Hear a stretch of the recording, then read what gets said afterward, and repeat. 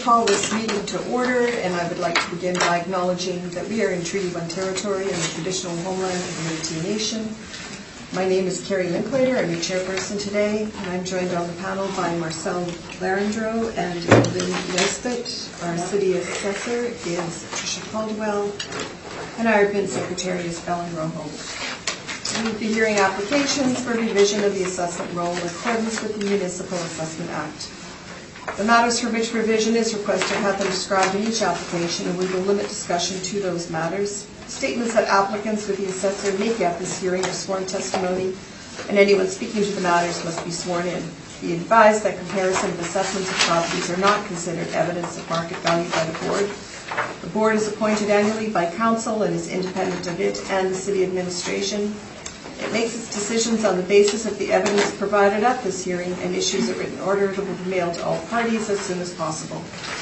Please note that the board's decisions with respect to an application may be appealed to the Manitoba Municipal Board if the matter pertains to assessed value or classification, or to the Court of Queen's Bench if the matter pertains to the application of exemptions from taxation. Should you wish to appeal, information on how to do so will be included with the board's order. With respect to the hearing process, I will confirm the matters to be addressed with each applicant following the swearing in. We will then have the assessor's testimony followed by questions that the applicant may have, and then the applicant's testimony followed by questions. Each side will have an opportunity to summarize if they wish. Once all the evidence about an application has been brought forward, the applicant may leave. The process will repeat for each item on the docket today. The session will close after all the applications have been heard, and the board will deliberate in private and make its decisions. You will receive the order by registered mail as soon as possible. And this information, all public hearings are live streamed, recorded, and will be part of the public record. If you could swear everybody in, thank you.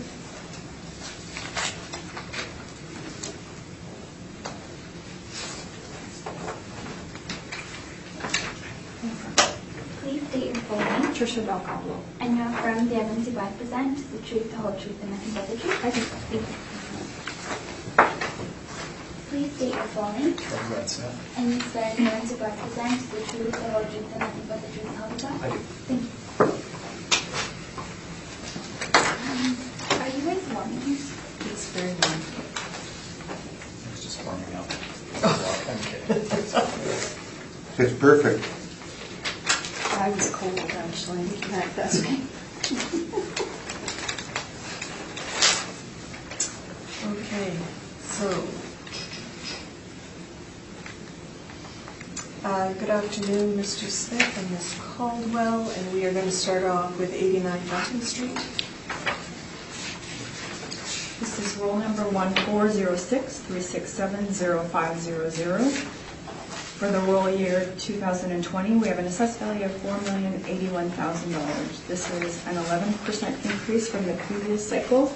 Our average industrial increase is 15% for this cycle. There's an effective year of 1965. Wall heights are 12 to 26 feet. It's zone M2 and has a land to plan area of 3.52 to 1.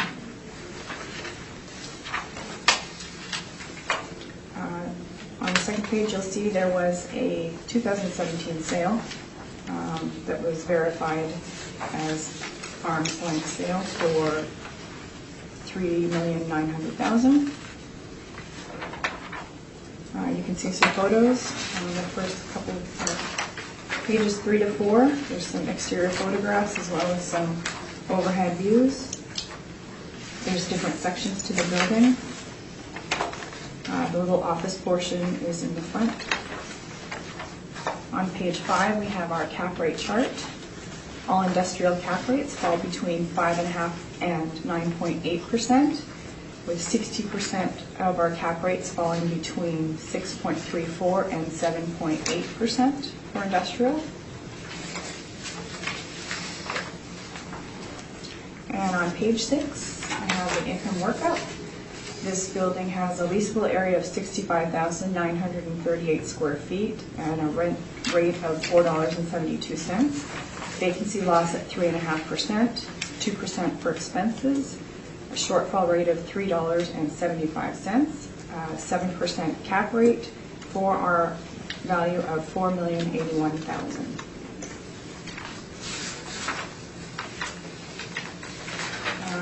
page 7, I have some rental comparables. All comparables are in the subject market region, similar size, and the rents range from $5.25 to $8.70, the average being 6.24 and the median at 5.75%. This building is currently vacant. It has been vacant since 2017. It's on the market right now for lease. And that's my evidence. Thank you, Madam Chair. Thank you. Questions, Mr. Smith? Just a general overall question for all of the properties on the docket there today. Given workload, did you have a chance to inspect any of the properties? No, I've been in most of them. I have been in this one for sure. I have not inspected for the purpose of this. Okay.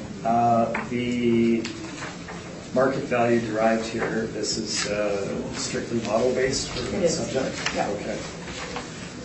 I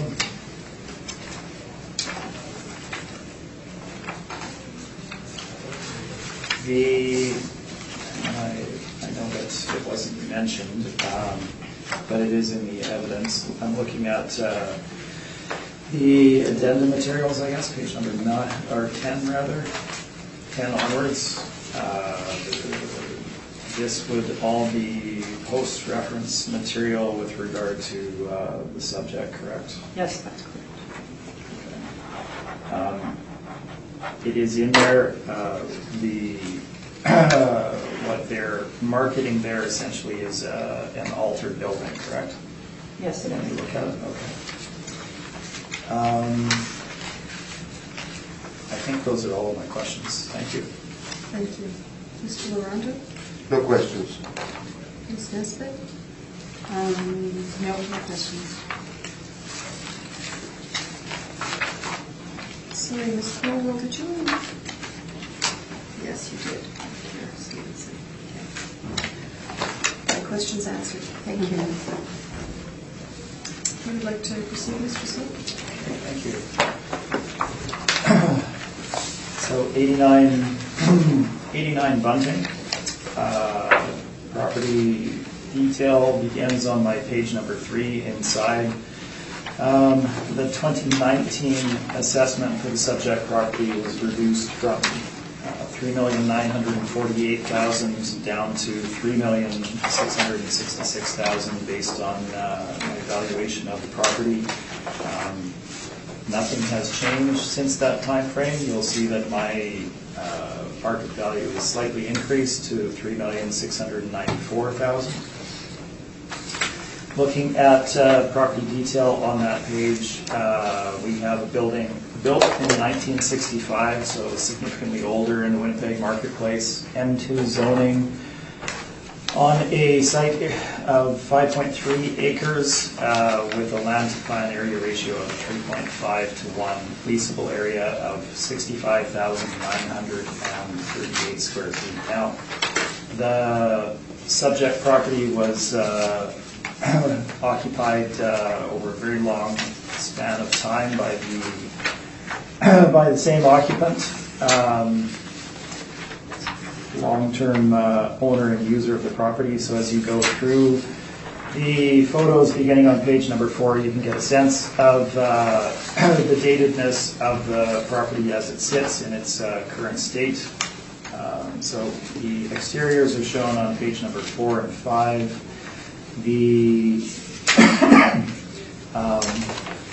There's a front office area, as you can see. It's been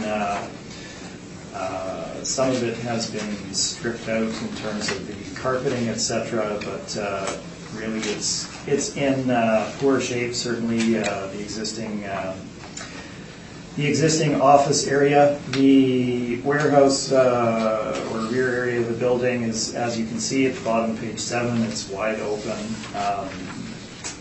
such as it is, and shows the evidence of wear and tear of the long-term occupant of that facility. The The lighting is not been modernized in the subject property, so we're not looking at the T5 lighting here. It is older style lighting. The loading for the property, if you flip to my page number 11, the loading for the property, there is a small loading court on the north side of the property, but the majority of the loading is on the south end, or the bottom end of the building as you're looking at that aerial. It is somewhat tight and slightly awkward to get in and out of as it is. However, they do have a 3.5 acre site, so it could be somewhat expanded if need be. Description of the property is shown on page number 10. You can get into that if you wish. The building was sold as vacant and was purchased, as noted, in September 2017 for consideration of $3.9 million. Now, that acquisition was done with an envisioned future change to the property. As noted in the City of Winnipeg's addenda materials, you can see that they're intending to demise the building once they have a tenant. So they're going to split it into 2 easier chunks later on, reclad the front, basically change the structure quite a bit. So that is what informs the purchase price. That's not what we're looking at today. What we're valuing is the building as it sits today as of the valuation date. So all of those future plans are nice and lovely, but that is not what is being valued. Being on a 2-year assessment cycle, once that process is complete, and they have tenants in place and the building has been altered and they're getting any increase in rent that they may or may not get, then that will be captured in the 2-year cycle going forward, and any elevation in market value will be reassessed at that point once the building has been changed. So that $3.9 million purchase price was based on a future change in use for the subject property. Let's move on to the valuation itself. We're looking at a building of just over 65,000 square feet in leasable area. When you look at buildings that start getting to this size and above, you're looking at large single tenant industrial properties, single occupant. There are specific things that need to be taken into account with regard to valuation that have a bearing on valuation. These are noted on my page number 14 and onwards. Number 1, size and function. Has a property of 65,000 square feet and upwards, single occupant. It tends to automatically classify these as special purpose, as it narrows the number of potential tenants and or purchasers for a property of that size.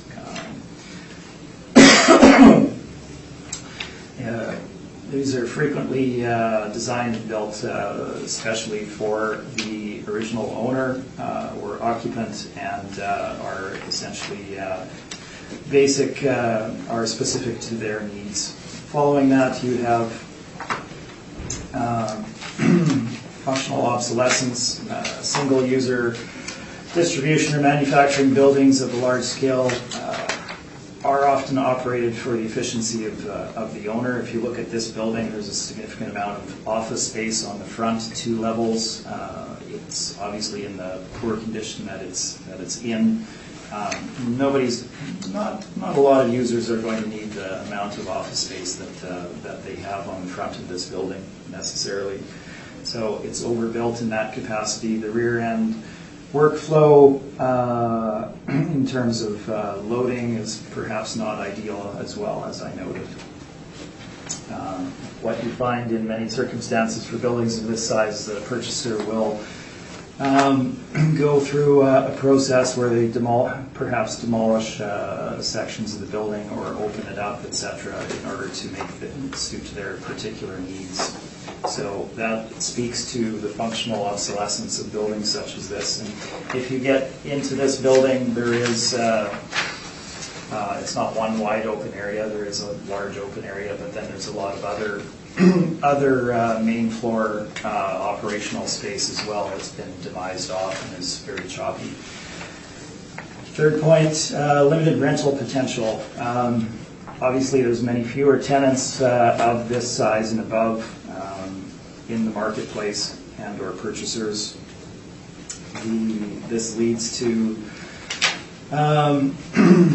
much lower potential for leasing a property of this size out in the marketplace, particularly when they're older and dated with deferred maintenance, such as the property.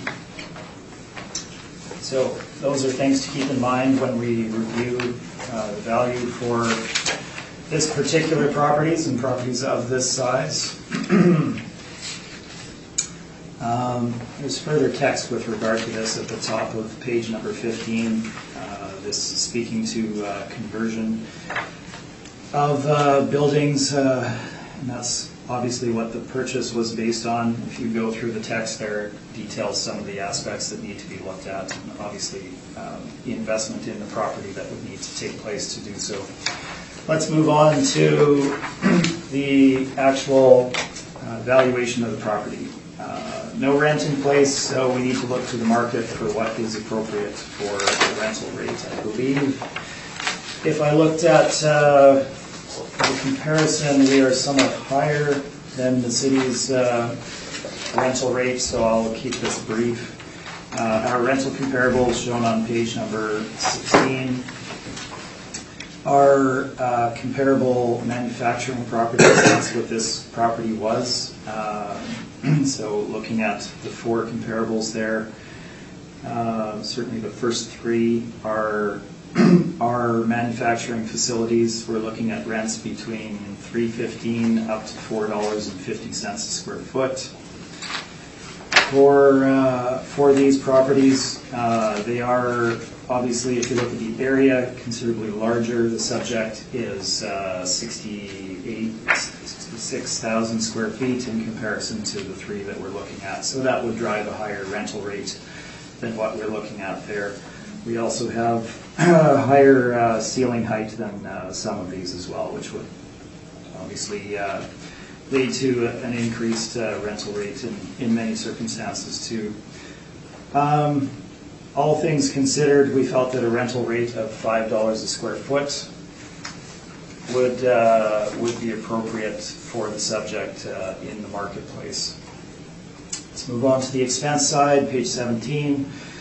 Looking at the market statistics for vacancy, this is the Johnson report. I have both Winnipeg CMA overall as well as Inkster Park specifically. If you look at investment vacancy, the second category there, we have roughly 7% point in time in Winnipeg, 7.3%. On a 5-year average, Inkster varying between 5.4 and 5.8. If you look at single tenant investment vacancy, we're looking at 8.7 to 8% on Winnipeg, 3.4 in the short term in Inkster, up to just under 8% on the 5-year average for single tenant investment vacancy. Multi-tenant, much the same, hovering around 7% for Winnipeg and 6.8 up to 8% for Inkster Park itself. The subject property was vacant at the time of purchase. It remains vacant at this point. They have not installed tenants in the space. Certainly 7% is reflective of market vacancy, and that is what we've applied in our valuation. The expense allowance, always hesitant to go through this in detail if everybody has already heard the information. I may just ask the question of the panel members if you have heard this evidence from me before with regard to expense allowance, and if you need to hear it again. Don't have to hear it again. I think we've all heard it. Have you all heard it? It is, right? Yeah, I've heard it. Good. You have heard it as well? Okay, let's save some time then. We've got That's- but your brief is in here, isn't it? Your brief, is it here? My brief. Yeah, the one you always put for your. Oh, the rebuttal, yes, I didn't do it on this one, I'll submit it on the next property, I suppose. But yes, I do have that as well as backup. So suffice it to say, the 5% non-recoverable expense has been reinstituted in our valuation. I'm not going to go through the extensive discussion with regard to that. If there's questions on it, obviously I will answer them. The city has kind of stepped outside of the accepted theory as well as their past history on non-recoverable expenses in the income valuation. The text is all there with regard to non-recoverable expenses, the theory behind it, and what line items should be included. Our historical study of properties with regard to non-recoverable expenses is also detailed on page number 18, where we look at 3 different years, properties, including property counts of between 45 and 53, arriving at non-recoverable expenses in that 12% range. So we are not at this point asking for an increase to the non-recoverable expense. That may happen in the future, but at this point we're simply seeking the reinstitution of the accepted 5% non-recoverable allowance in addition to the 2% non-recoverable structural allowance. Shortfall allowance is $3.75, and we can move on to capitalization rate. Middle of the page, we have text regarding this. Subject property is currently a large-scale manufacturing property, laid out as such, demised as such. It is dated. There's significant deferred maintenance for the property. They will need to invest significant money into it to re-tenant it. If we look at the points to consider with regard to cap rate, typically you have high operating expenses for older buildings such as this, larger buildings such as this. This factors into the achievable rental rate for a property. If they have to pay more in heating costs, etc., it's going to obviously impact what they'll be willing to pay as the rental rate. As the gross occupancy cost would go up, there's high capital investment expenses, obviously a lot of roof to repair, and a lot of HVAC replacement cost over time when you have buildings of this size. Limited ability to convert to multi-tenancy.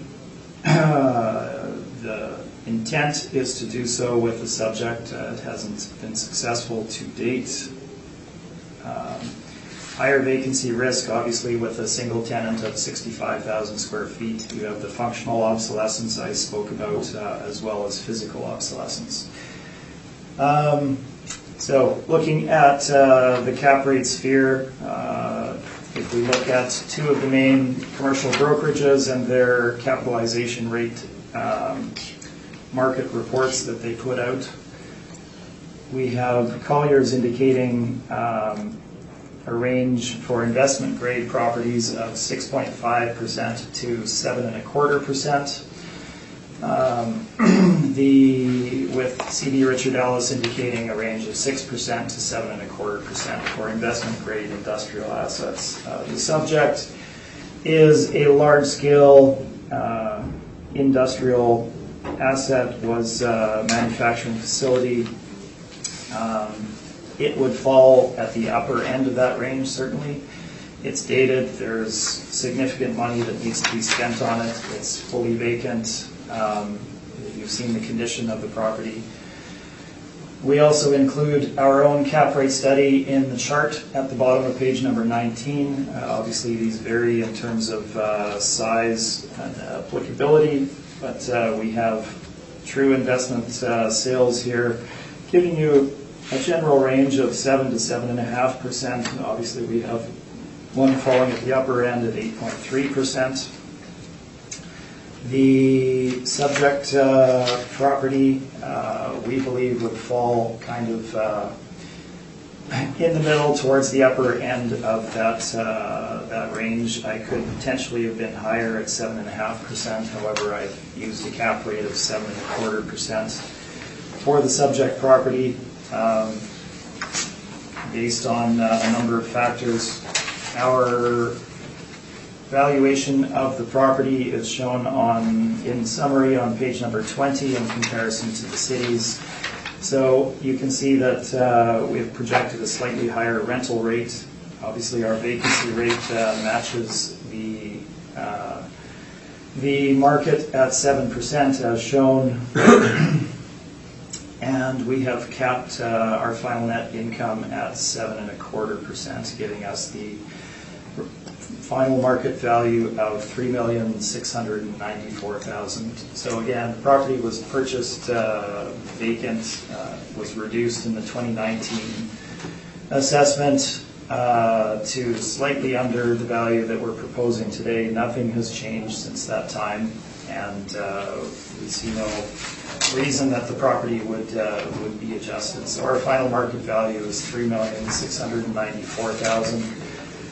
The addendum materials include the income and expense for the property, as well as supportive decisions from the 2018, or rather 2020 cycle with regard to the 5% non-recoverable issue, where the 5% has been reinstituted in the decisions, both for properties that I have represented as well as other applicants in the marketplace, kind of across categories. And I believe, if we look at the back of the brief,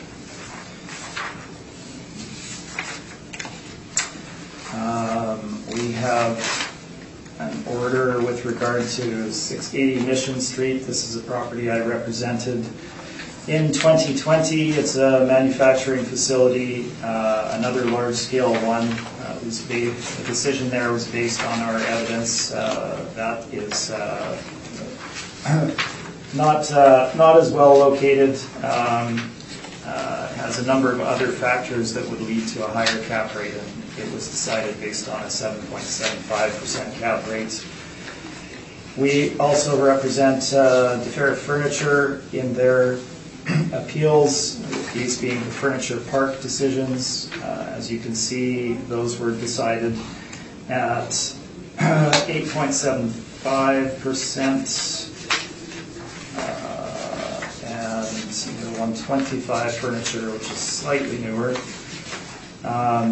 was decided, I believe, at an 8 or 8.5%, and then we have another property in that St. Boniface area at a 7.5% decision.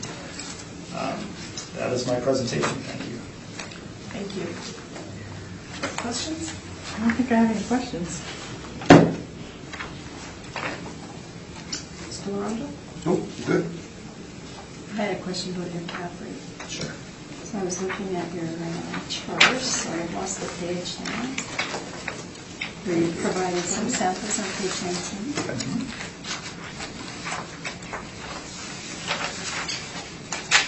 Some of these are single tenant, some are multi-tenant. How old are these properties? Are they in the same condition as this property, or? They would generally be in better condition. However, they might be better located, more recent. The Bates property is significantly newer, better property. It's smaller, and located in St. Boniface Industrial Park. So overall it would be a better property. I see that they have a 7.5% cap rate there, but looking at our value overall, I felt that 7.25% made sense. The Hutchings property, about half the size of the subject, single occupant or single tenant. Same zoning, and it would also be newer than the subject as well. And it traded at a 7.2% cap rate rather. Okay. And the one on Logan or Cleveland Road? Yeah, the one on Logan is it's much more in tune with the same age. It was built in that late 60s time frame. It is about a third the size of the subject property, same zoning. Got different factors, and it capped at 7%. It's going back a little bit in time in 2015. Mm-hmm. Okay. And the one on Sherwin, I mean, it's, I don't know. Yeah, the one on Sherwin is significantly larger overall, but it was built in that same time frame. It's a multi-tenant, like a fairly typical multi-tenant, smaller bay industrial type of warehouse. And so, multi-tenant versus single-tenant, is there a difference in how those are viewed by the market? It depends on the property, obviously, and the covenant of a tenant. So if you had a Coca-Cola or a brand such as this, where you can be very confident that they are not going to go bankrupt or disappear, then you can be somewhat more aggressive on your purchase price. But if it's just a regular tenant, you have one occupant, so you would tend to pay a higher capitalization rate because your risk of full vacancy, 100% vacancy, is greater. You don't have the risk spread out over a number of tenants. Can I just ask a question as an assistant? Of course. We have a vacancy that's 100% since 2017. At what point do you adjust for vacancy in your model? Typically, we adjust vacancy when it's chronically vacant. In this case, it's been fully vacant for a year. We could adjust vacancy. It hasn't been adjusted in this case, but we adjust for like large vacancy when it's chronically vacant for a long period of time. And this doesn't fit that chronic. No. It's 2 years. Yeah, we have 3.5, which is what we have determined to be. Sorry, market in that market area, in that market region. 3.5 years vacant? Or No, 3.5 is the percent, yeah. Okay, but the vacancy hasn't, It has not been adjusted. but you say there probably might be room for some. Yes. Thank you. Thank you, Jessica. Did you have a chance to inspect this building? I did. Okay. I'm assuming then you took the photos? I did. Okay. So overall, what would you say the condition is?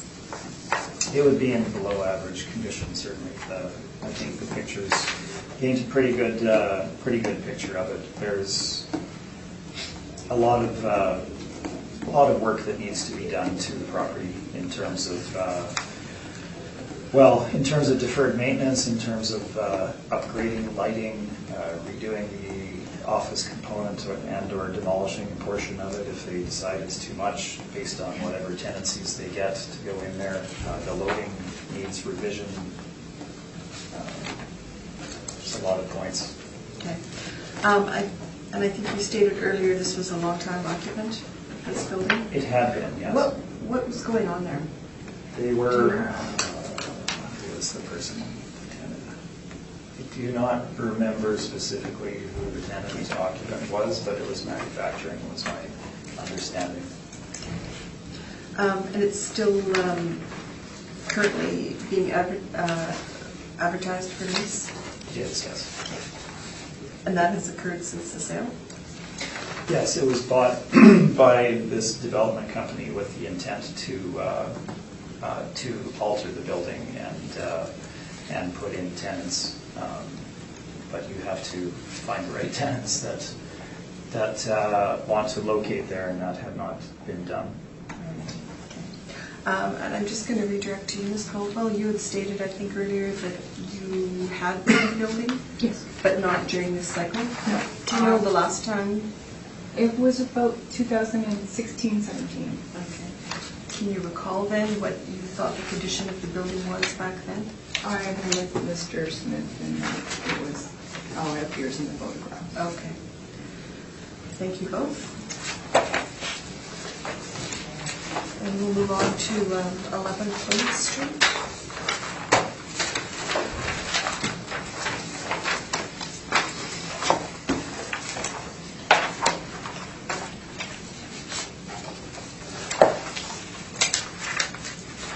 And whenever you're ready, hold on. This is roll number 1406-4500-600. For the 2020 roll year, we have an assessed value of $6,880,000. The building was built in 1974 with wall heights of 12 to 24 feet. It's zoned M2 and has a land plan area of 2.82. There was a long-term lease in place. This is pulled from the 2017 income and expense mailer. We had a $3.94 lease in place. However, I don't believe that that's a market rent. Pages 3, 4, 5, and going through there, you can find some photographs of the subject property. And, I didn't include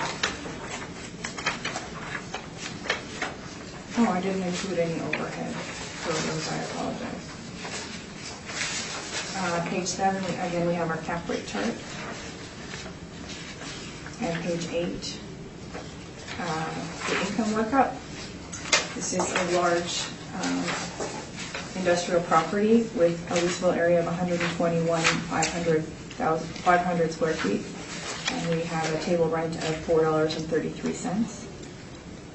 We have applied a vacancy loss of 3.5%, expenses at 2%, a $3.75 shortfall, an overall cap rate of 7%, bringing us to our value of $6,880,000. I have some rent comparables on page 9. All the comparables are larger size, like the subject. They have varying wall heights. Most of them have a lower land-to-building ratio than the subject. And the rents range from $4.43 to $5.85. Just showing that a building of this size is capable of earning these rents. And that is my evidence. Thank you, Madam Chair. Thank you. Questions, Mr. Smith? Yes, just in terms of the lease that was in place with REHA, the city's aware that that was a non-arm's length lease? I was not aware of that. Okay. It's difficult to obviously know about all tenants out there, so just to confirm there was a connection between the tenancy and the ownership group, which is fully unlimited, which is REHA essentially, or the principles behind it. The material at the back of your brief, I guess, page 14 onwards, this is all post-reference as well.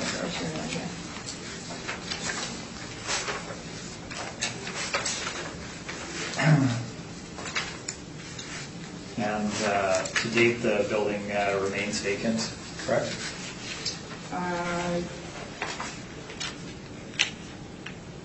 I know there's occupancy permits on it. I'm not sure if there was actually an interim occupancy permit granted for this property. So So whether or not it's physically vacant, I'm not certain. Okay. But, so that may have been a very short-term interim tenant, as you were saying? You're not aware? I'm not That's sure. fine. I can't remember, did you say that you had been through this property, or? Not this cycle. Okay. Previous cycle. I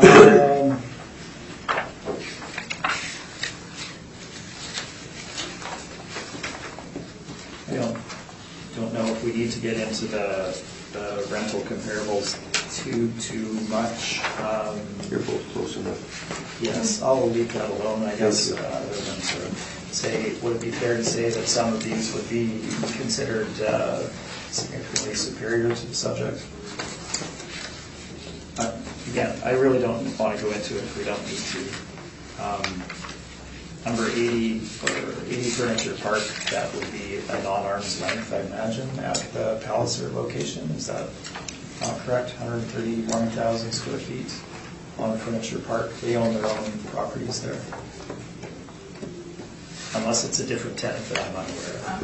Okay. Well, I was not aware of that. These have all been investigated by people in our department. So Okay.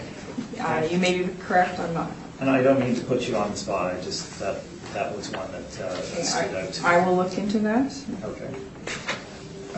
Those are all of my questions, thank you. Thank you. Mr. Arundel? Sure, this time of Tricia, your vacancy loss that you've shown at 3.5, that's the model, correct? Yes. What do you bring us to show us that you used to get that 3.5%? What we do is we collect all the income and expense information from all commercial properties in the city, and they report their vacancy, and that's what we use to determine vacancy according to market region. But your model would not take anything on owner occupied, would it? Well, if It it wouldn't was, show the vacancies on those. that would be a occupied property, but yes, we would apply the same vacancy to all properties, in whether they were owner occupied or multi-tenanted. No, but you wouldn't be getting the information from their sheets on vacancy, would you? To put into your model? Well, if they're owner occupied, they would be occupied. Is that what you mean? Well, some of them are empty though. We get plenty that are, not plenty, but we do get ones that say, that are vacant, yeah. Okay. But it's model. Good enough. Ms. Nesbitt? Yeah, I have a question just for your pictures. Sure. How old are these? These are taken from the website, maybe from the ad track. So, and this, I think this document was produced in 2019. Yeah. You said it was posted.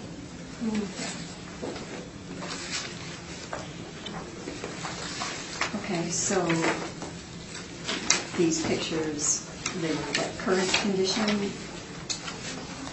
I believe so, yeah. Okay, that's all. Thank you. So you inspected this building, I think you said last cycle? No, it was not last cycle. It was about 2 cycles ago. Okay. Yeah. So it's been a while. What was the condition of the building back then? Can you recall? It's an average industrial It's just building. average? Okay. So my understanding it's vacant right now? Yes. And when exactly did it go vacant? I'm not certain. Okay, I'll ask that.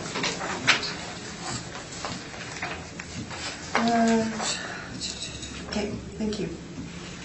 Mr. Smith, the floor is yours. Okay, so 11 Plymouth Street. This was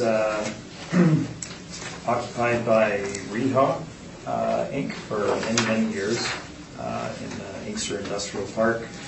They're a manufacturer of polymer car components and had been there for decades on site. So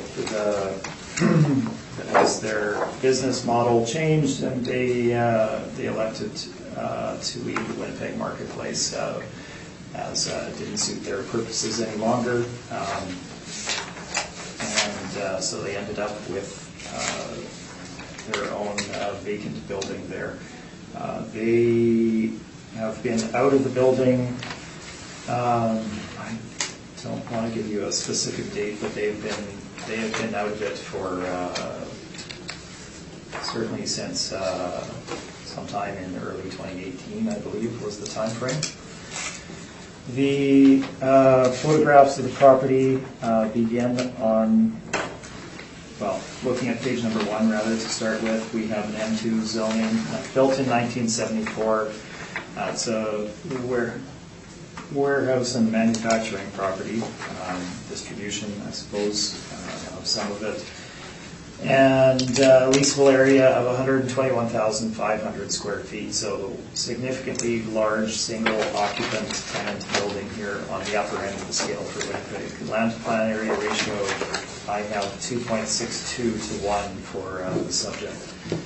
You can see the exterior of the property on page number 2, and the top of page 3. Interesting feature that won't necessarily fit all tenancies is they had 2 floors of office space at the front of this building, and we don't have a lot of photos of it, but the bottom of page 3 is one picture of it. There is a lot of demising in the office, so it's very choppy. That is 1974 floor there for some reason. That shows particularly shiny that day, but overall you're looking at an office space from 1974 that would need significant renovation and is probably oversized for the majority of users in the market. Bottom, or rather top of page 4 also shows you some of the office space as well. The remainder of the building, obviously the industrial component it has one wide open section, of course, but it also has some other areas demised off of it. As you can see at the bottom of page 4, as well as the top of page 5 there with the lower ceiling as well. And the majority of the warehouse space is as shown at the bottom of page 5. So the building is similar to the other one. It is dated. It's not in as poor a condition in that they did a roof maintenance or repair in 2016, I believe it was. They redid sections of the roof, was my understanding. But you have a building that would not meet code in today's age and would require reinvestment in many of the systems, I imagine, for re-tenanting. So the property is currently vacant and is currently being marketed both for sale and for lease. It hasn't drawn any successful interest at this point in time, and it's still on the marketplace. There's no intent to change or alter the building or multi-tenant it, change it to any other usage. So let's move on to page number 9. This applies even more so to the subject building, given the size of it at 121,000 square feet, being a single tenant occupant building, and all the issues that surround the sale of such buildings on the marketplace. Again, special purpose. The size limits the number of purchasers and tenants, and the functional obsolescence that is typical with buildings of this size and this vintage. I will leave that at that. We've already discussed that. We move on to the valuation. My comparables, as shown on page number 11, are the same as the prior property. The first three are certainly very comparable. All three of these are in that same kind of time frame as the subject property, 79, 72, and 1964, varying wall heights between 19 and 31 feet. But they are all 100,000 square feet plus single tenant properties. The 680 Mission property again is they're a producer of agricultural equipment componentry, similar to the REHA use of the subject property. Release in 2016 there for $4 a square foot. 1150 Fife is also a manufacturing tenancy, 108,000 square feet, $4.50 lease in 2017. That property would be considered superior to the subject. We've used the $4.25 as a square foot as an appropriate rental rate on the marketplace. Again, I feel that that's appropriate for this particular property, given the size of the property as well as the other factors. We use the same 7% vacancy rate as already indicated. That's shown at the top of page 12. Our expense allowance includes the 5% and the 2% as well as the shortfall. And we can move on to capitalization rate. Now again, we've moved up in scale from a 65,000 square foot building with somewhat limited tenancy potential to 121,000 square feet, significantly larger. Many fewer tenants once you get to this particular size. So we have added a premium to our capitalization rate. I'll just go through perhaps some of the other detail here. We're looking at building size. We obviously have a very low land to plan area ratio at 2.62, 2.82 to 1. Definitely on the low side. Building is also significantly older, 1974, with the obsolescence that comes with that. And obviously the other issues that are described on page number 14 that we've gone through. Another thing that you would approach on property of this size would be potential financing issues. Banks may lend to any purchaser on not quite as beneficial interest rates, given the fact that you would have a single tenant and your risk would be somewhat higher on a property such as this. Obviously, interest rates have a significant impact on commercial real estate as to what the final purchase price is, as well as the capitalization rate that would be appropriate for such a project. So looking at all of the factors for the subject property, particularly the scale of the property, we've used a 7.75% cap rate in our analysis. And this gives us a final market value of $5,351,000. Again, perhaps we could have been slightly higher on the capitalization rate, but I did feel that was appropriate. If you look into the addenda materials, you'll see decisions that are supportive of that for buildings that are of a similar age and size and industrial usage. Thank you. Thank you. Questions, Ms. Goldberg? Just a couple. Page 11, your rent comparables. 1155, you have 108,187 square feet for $4.50. Were you aware that there was a rent step in March 2018? I thought that I had adjusted that one to the most recent information. Is there a change to that one? Yes. That I'm unaware of? Okay. So what was the, 464. so it's, and you said it was March? Yeah. So that goes to 464. March 1, 2018. Okay. I will make that adjustment. Index number 3, 1093 Sherwin. This is a semi-gross lease, I believe. How did you calculate the 315?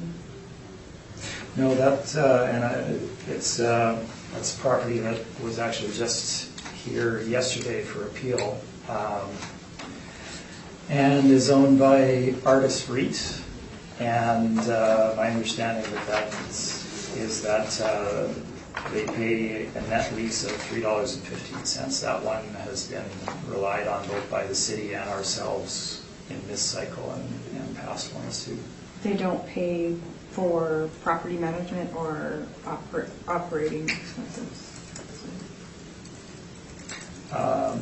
It's not a gross lease at $3.15. There would be no return to an organization such as Artis, and they wouldn't own a property such as that. Okay, and number 4, index number 4, expired before the reference date? Yes, it may have expired before the reference date. Okay, so at $4, it could have...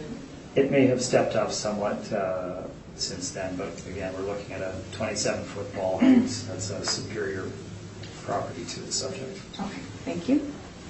Thank you. Mr. Lorando? Nope, we're good. Oh, We're leaving it all up to you, Madam Chair. So this building was built in '74 Correct. for the owner, so it was built to suit their needs. And it's currently under lease. I mean, it's advertised. Yes, they still own the property, so they're looking to either sell or tenant it. Okay, so they haven't listed it for sale? They have listed it for sale, but it hasn't been sold, and there hasn't been a lot of interest. When did they list it And for that sale? was post-reference. Oh, okay. Fine. And you inspected the property? I did. And you took the photos? I did. So just from the previous property, which you gave it a below average condition, but your cap rate was 7 1/4, so this is 7 3/4. Is that because of size? It is, that is a significant factor for it, yes. You've got vastly fewer numbers of purchasers and tenants or occupants for 120,000 square feet versus 60,000 square feet. The condition of it would be somewhat similar. The roof has been invested in here, but the condition is 1974, again, similar to the other one. Would you say then that it's below average? I would probably put it a bit below average, yes. Thank you. Panel, are you all right to hear one more? Sure. We should probably hear them all. Before we go. 1635 Bells. Whenever you're ready, Ms. Colwell. This is roll number 1402-155-2700 for the 2020 reference year.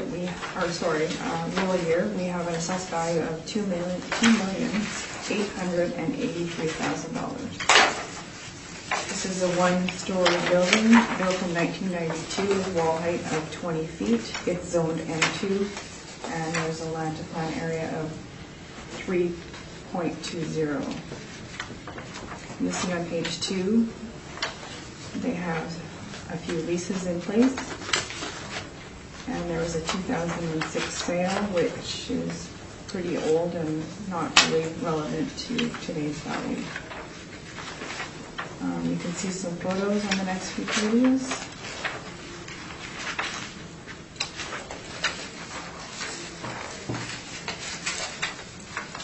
And you on page 6.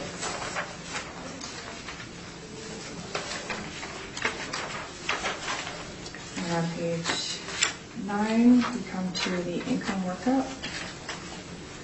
You can see it's broken down into several business premises. There's a total leasable area of 30,700 square feet, and we have an overall rent of $6.59 per square foot.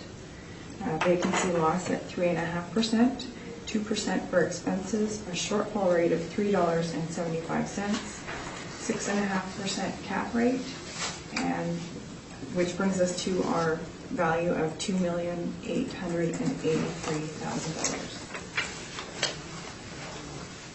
I have some rental comparables on the following page 10, and a couple on page 11 as well.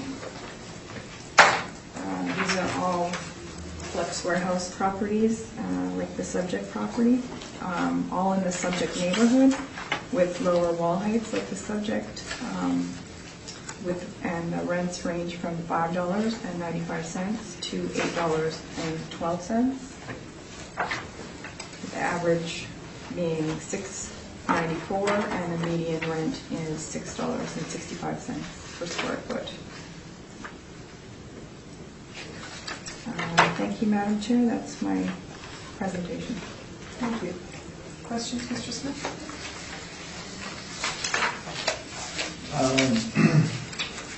Yes, the valuation again is model-driven here, Yes, it is. and the capitalization rate of 6.5%. What would be the main components driving that? Would that be age? Cap rate, yeah, it's effective year, leasable area, and region. I'd say in this case, probably most likely age and size. Okay. So the subject property has an average overall rental rate of $5.59, and the city's projecting a dollar higher at $6.59. Is there anything that would be driving a dollar per square foot higher rental rate than they're actually achieving? This is just based on market evidence. Yeah. Okay. When I look at the comparables on page number 10, the rent comparables, I was looking, didn't get a lot of opportunity to look at this necessarily, but all of the Paramount properties, that's essentially one property, correct? That's correct. Yeah, and there's significantly better loading on site at that particular property, is there not? Yeah, I would agree with that. The same would hold true with the Plymouth property, and I didn't really get a chance to look at the ones above that necessarily. I guess that's my comments with regard to that. Before I ask this question, I know that obviously not everybody at the city's had involvement in developing of the capitalization rate, so I recognize you may or may not know the detail behind this. I'm looking at page number 21, and the first cap rate comparable there, the 90 Park Lane transaction in 2017, which is showing a cap rate of 5.9%. So with those pre-statements, is the city aware that the property was sold as vacant, it was not tenanted, and it was purchased by an owner-occupant? Not yourself, but the city? Well, I have heard these questions before. I was not involved in working on this. However, I looked up the leases and the income and expense information on this property, 90 Park Lane. It was sold November 17th, 2017. There was a 10-year lease in place from October 2007 until October 2017. So it wasn't to purchased for... Shanahan's. It was vacant for a total of 16 days. So it wasn't... there was plenty of income years to build a cap rate on. It was not purchased for the income, the revenue generated by the property though, correct? Sorry? It was not purchased for the revenue formerly generated by the property, correct? Was it purchased for that? Okay. So That's, the property was purchased by a numbered company, which is owned by the Felius family, which is West End Radiators, which is a client of mine, and they've purchased it for their own occupancy and use. yes. Okay. 1100 Waverly Street, the fourth cap rate comparable. This was formerly Manitoba Hydro property, which was redeveloped and turned into industrial and quasi-retail. Is that correct? It is a flex warehouse property on Waverly. So it's categorized as flex warehouse, but all of the tenancies are either office or retail nature, correct? Not necessarily, no.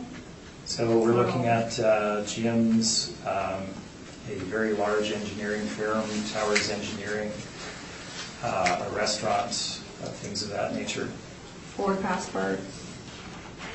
There is, I believe, one holdover tenancy of that nature. Very similar to the Terracon properties, actually. To the Terracon property. Okay, I will leave that alone. Those are all of my questions. Thank you. Thank you. Mr. Laramba? Nope, no questions. Mr. Just one. Did you inspect the property? No, I didn't.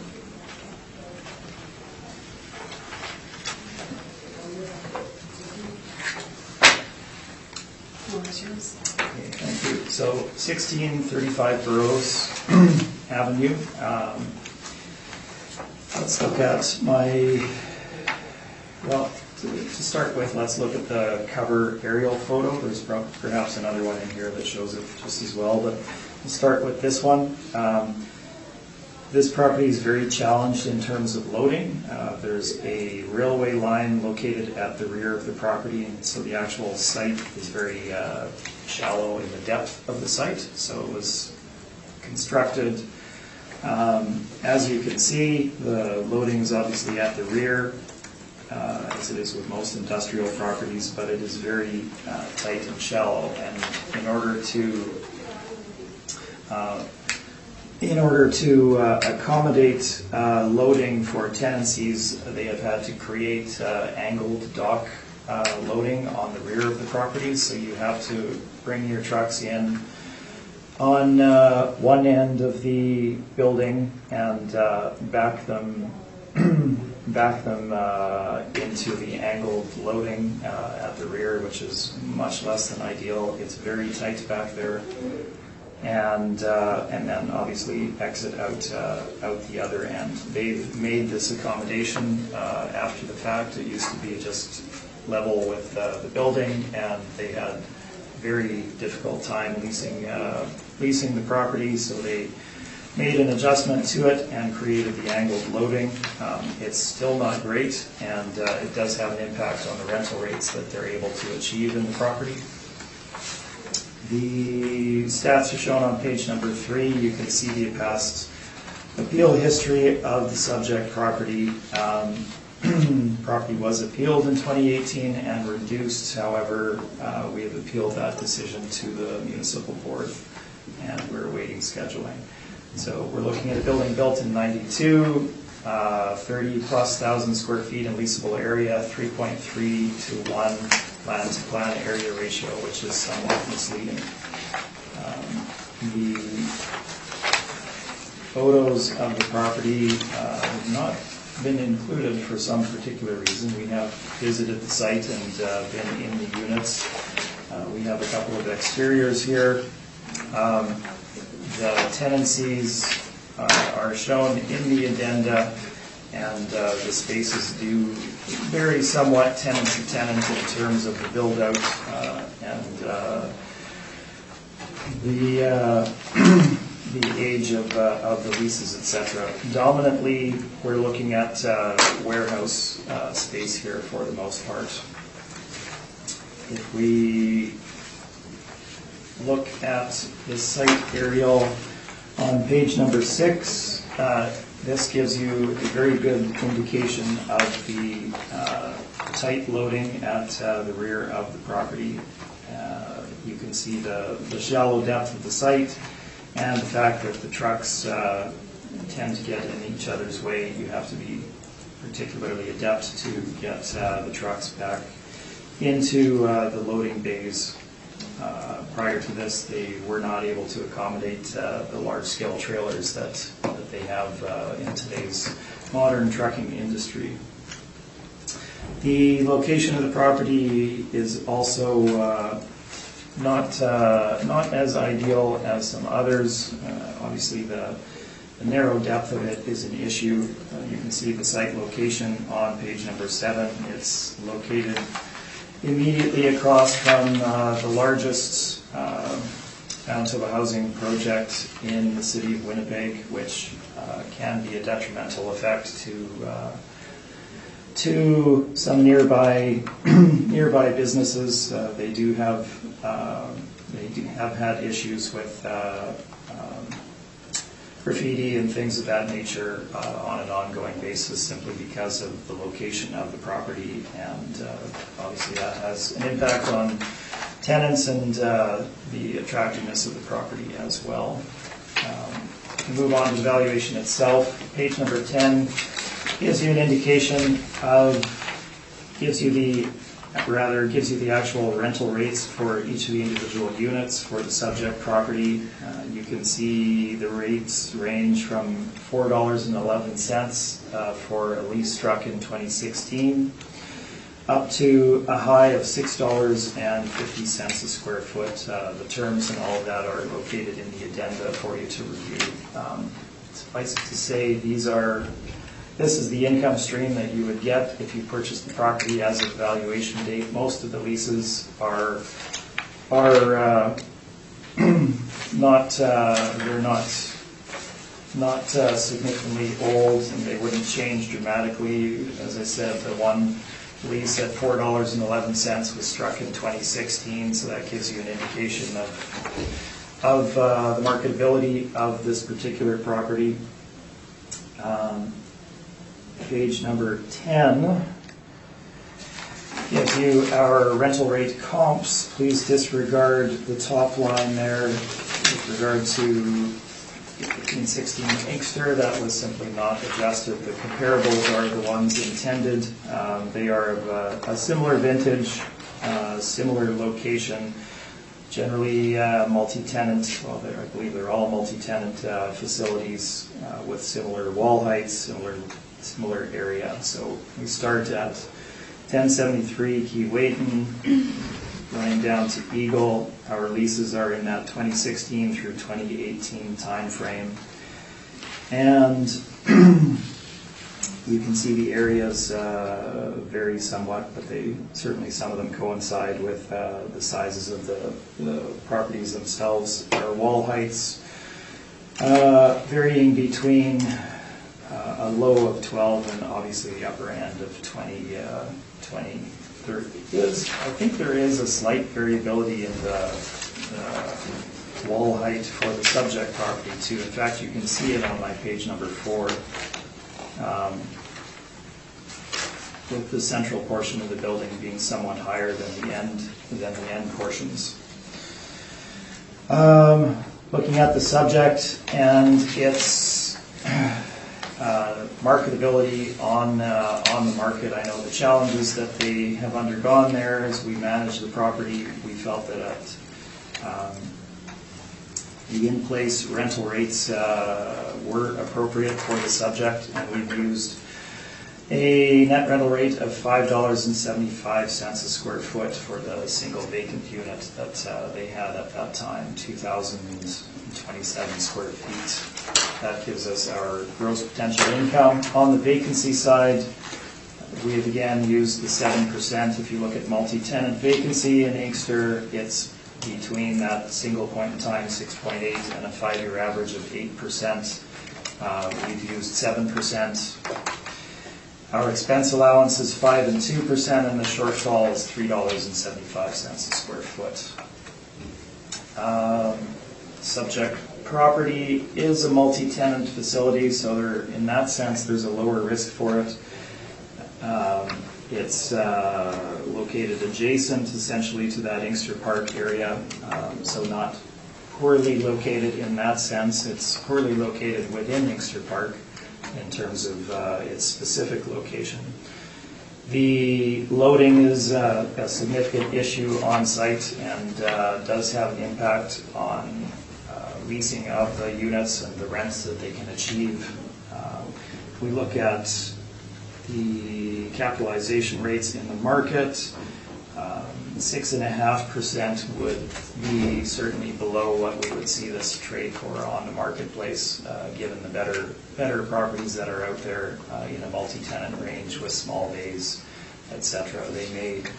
They may drive that, but the subject property would not.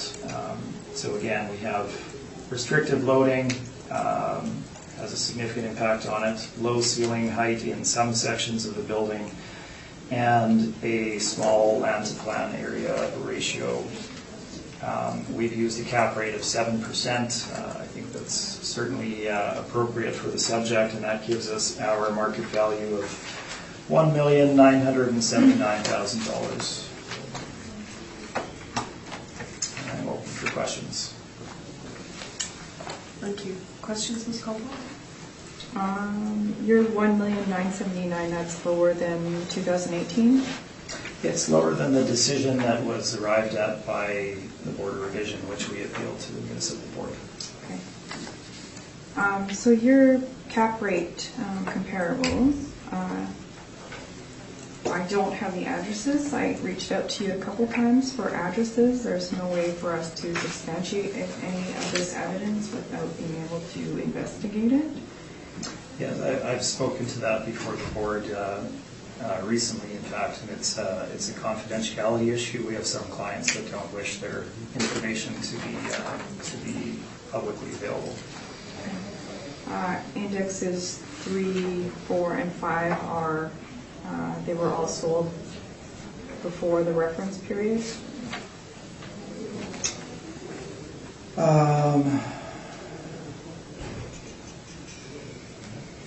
Yes, if you consider March 2016 before the reference period.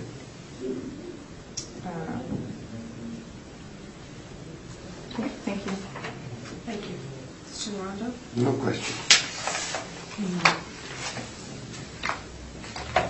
I'm assuming you inspected the property? I have, yes. Not recently, I will say. I've not been through it this cycle, but I have been through the units with the majority of those tenants in place. Okay. Do you have a date? As to when I did that, I'm afraid I don't remember.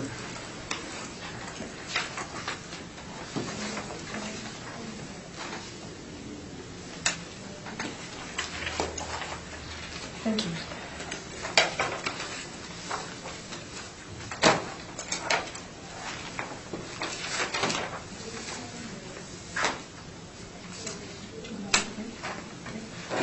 I'm just going to take a 5-minute break.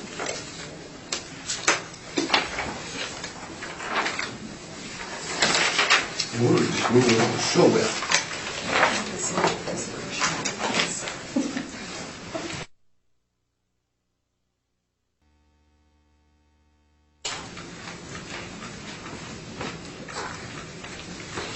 I'd like to call this hearing back to order, and we are going to hear 1516 Inkster Boulevard. And whatever you were ready. Roll number 14064031100. For the 2020 roll year, we have an assessed value of $3,227,000. This is a storage warehouse, 1-story, built in 1973 with wall heights of 22 feet. Excuse me.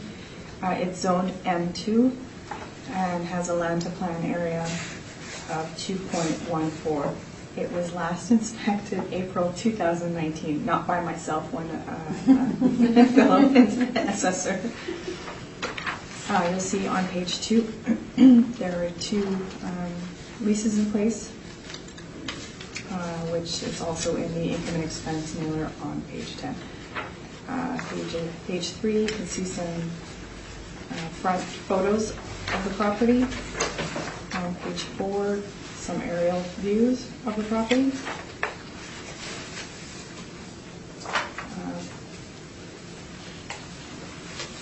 Have the income workup on page 6. The property is broken into 3 business premises, and there's a total leasable area of 42,000 square feet. And I did not work out the blended rate. It's 583, sorry. We have a vacancy rate of 3.5%, 2% for expenses, a shortfall rate of $3.75, cap rate of 7%, for our value of $3,227,000. And I have some rental comparables on the following page.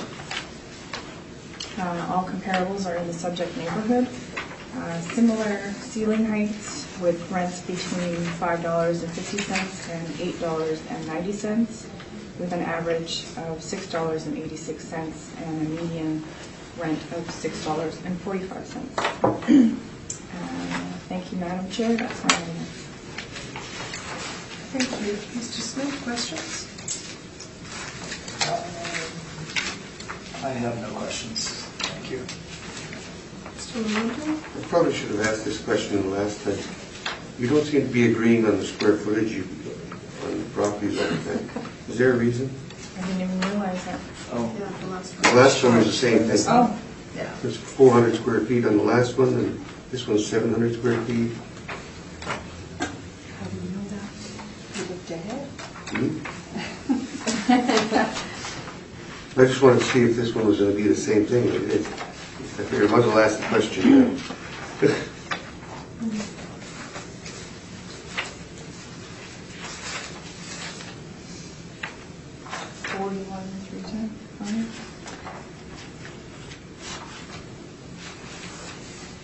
I don't know. I know when I looked at this property, this is what their report, what Mr. Smith has in his brief. That's what's reported on the income and expense mailer. As far as the building, the gross area and the footprint, we have all of the square footage included in our leasable area. Okay, we'll see. So maybe there's a portion. We'll see what he's coming up with. Because the last one he was short on. Maybe he's short on this one. So. I got no further questions at this time, so we hear from Mr. Smith. I have a question just about your premises. You have 3 premises on your income workup, Right. and 2 under the subject property leases, so I'm just... The one that's missing is owner occupied, so they Okay. don't report the rent there. Okay, that's owner occupied, okay. Sorry, I missed, you probably said that and I missed it completely. That's all, thanks. And I have no questions at this time. Mr. Smith, the floor is yours. okay, thank you. Just with regard to the area, the leasable area, if you look at the income and expense form, the property is managed by our firm, and it has been measured and has been leased out with a total leasable area of 41,310 square feet. So it may, and I don't know this for sure, but if the footprint, the gross leasable, the gross area is being applied, that may not take into account demising, etc. That shrinks the building. I don't know that for sure, but that might be the difference. But the actual leasable area is the 41,310 if you look at the city's brief on page 11 or in our addendum materials as well. 1516 Inkster. This is a warehouse property. Built in 1973, very low land to plan area ratio, 2.18 to 1 for the subject property. Exterior wall height of 20 feet, roughly 17 and a half, 18 square foot interior clear height inside.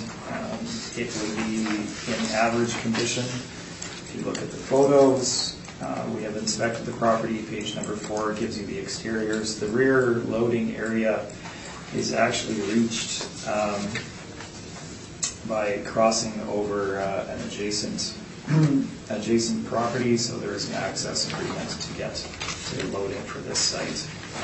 As you can see, at the page number 9 gives you an indication of that as to how to get to the loading for the property. So land to plan is relatively low for the site, and you have that issue with regard to the access.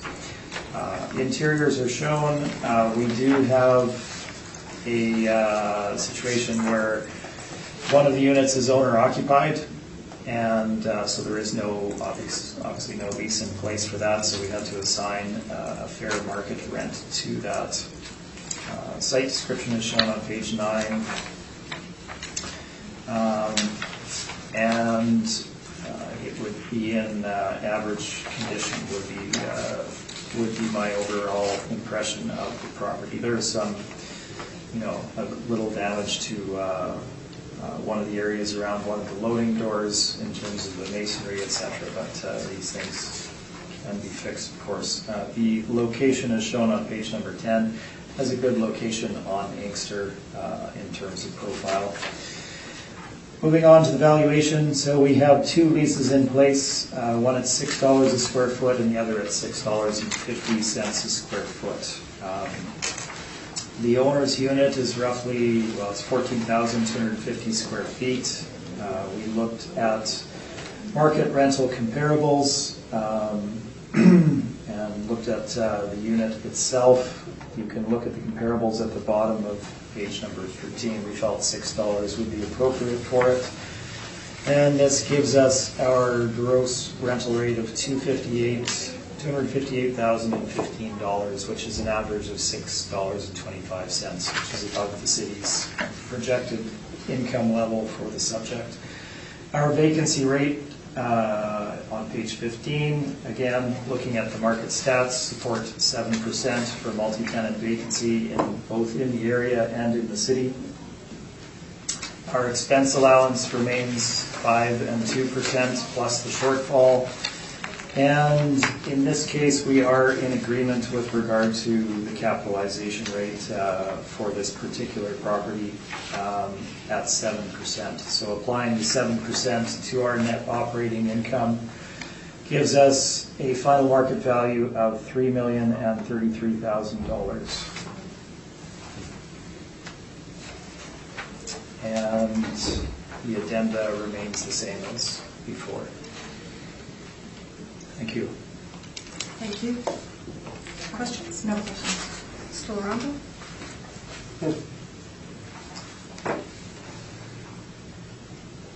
You said 15% was the average increase, didn't you? Yes. For industrial. Oh.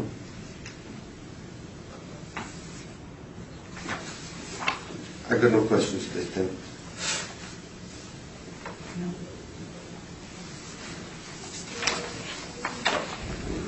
I'm assuming you inspected. I have this.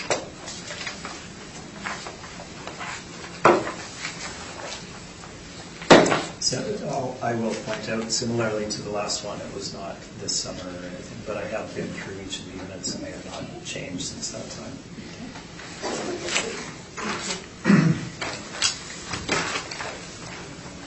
Is anybody else finding it warm in here? Not at all. Yes. Not at all. If it puts you to sleep, what the heck? That's what I'm worried about. That's what I agree with you. See, I lose again. It's at like 25. 25. It's at 25. So just go with it, just. No wonder we're finding sleep. Yeah. we're at 43 Mirror Road. And whenever you are ready, Ms. Noble. Roll number 1406446600.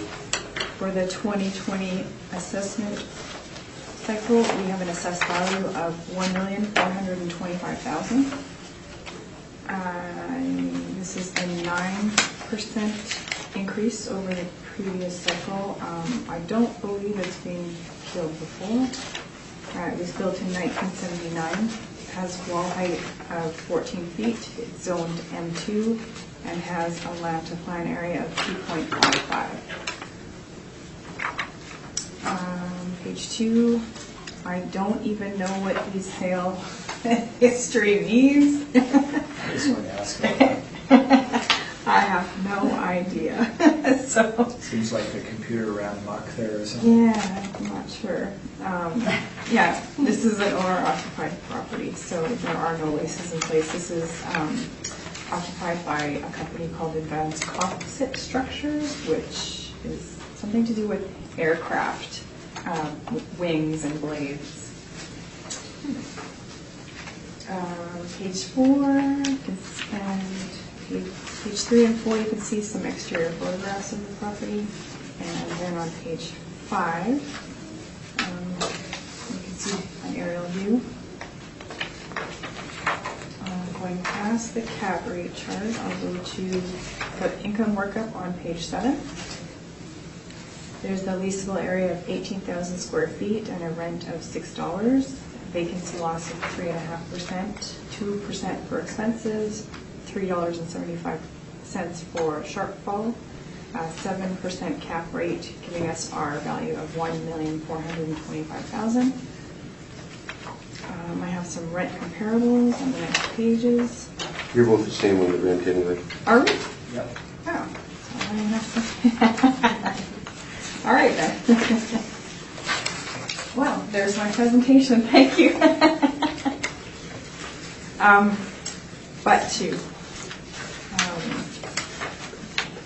Yeah, no, that's good. I'm good. Thank you. Questions, Mr. Smith? I'm assuming, just given the round number, that this one was not, the rent wasn't model driven, that they looked at that, just at $6 that's implied, correct? Yeah, no, it's model driven. Oh, okay. Yeah, yeah. That's my only question, thank you. Thank you. No question. I have no questions. Can you give us your presentation? Yes, we're in agreement on a lot of points with this one, so it should be a bit faster. As mentioned, 43 Muir is owned and occupied by a company that does composite manufacturing for aeronautics. If you look at either the city's brief or mine, you can see they have the American, Canadian, and New Zealand flag on the property. And when I inspected the property, the principal was away in Auckland at one of their other locations there, so did not get to meet. Anyway, bit of interest for you. The pictures are shown on pages 2 onwards for the facility itself. We have a bit of office space at the front and the warehouse at the rear. It's a very low land to plan area ratio, again at 2.66 to 1. And if you look at the site aerial on page number 6, you can see that it's pretty tight in that regard as well. Balancing this, we have 18,000 square feet. It's in good condition. And it's on the smaller size of the scale for a single occupant property. We're in agreement on the rental rate. Our rental rates are shown on page number 10. We did feel that was appropriate for the subject. Vacancy rate, we've adjusted it downwards slightly from 7 to 5% for the subject property. If you look at Inkster Park, they had a range of single point in time, 3.4% for single tenant investment vacancy, with a 5-year average of 7.9, investment vacancy at 5.4 to 8 on the 5-year average. Just given the size of the subject, we brought it down from 7 to 5% as an appropriate figure. And I won't run through the other expenses. They remain the same as before. And in this case, the 7% capitalization rate did seem to be appropriate for the subject property, which gives us our market value of $1,315,000. So the differences being vacancy and the re-inclusion of the 5% non-recoverable. Thank you. Ms. Caldwell? No questions. Mr. Londo? No. No. I have a question. Yes. And I'm sorry, you may have stated it, but the room is 25 degrees in here. The 5% vacancy, why 5? Why is it Owner different? occupied? So if we look at my page 11 at the top there in the Johnson report material, with regard to vacancy, so I got Winnipeg, CMA, and Inkster as well.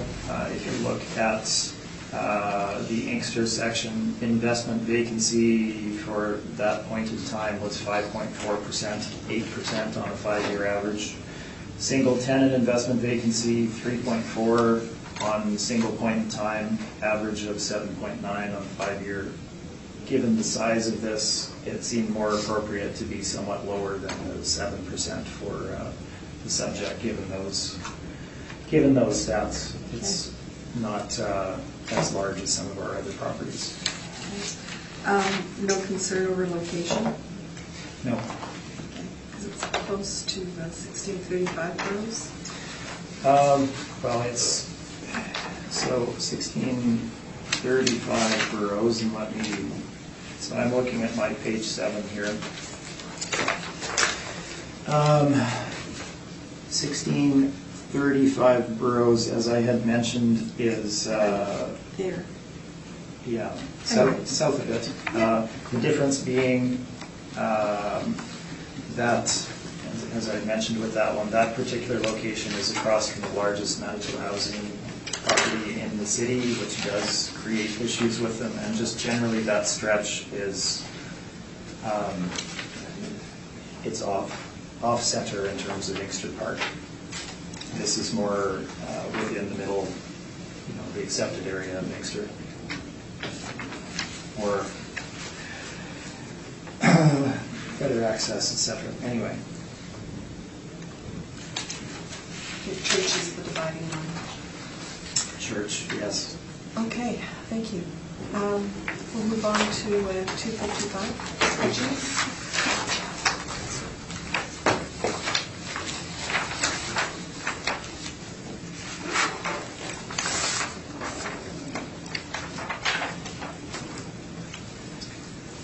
This is roll number 1406-404-1300. For the 2020 assessment cycle, we have a value of $5,071,000. This is a light manufacturing warehouse with an effective year built of 1970, wall heights between 14 and 22 feet. It's zoned M2, and there's a land plan area of 1.72. You'll see on page 2, there was a sale in 2016 for $3,200,000. I believe it's an arm's length sale as far as I can tell. This is owner occupied, so there are no leases in place. I have some photographs of the subject property, page 3 and 4, and on page 5 there are some aerial photographs.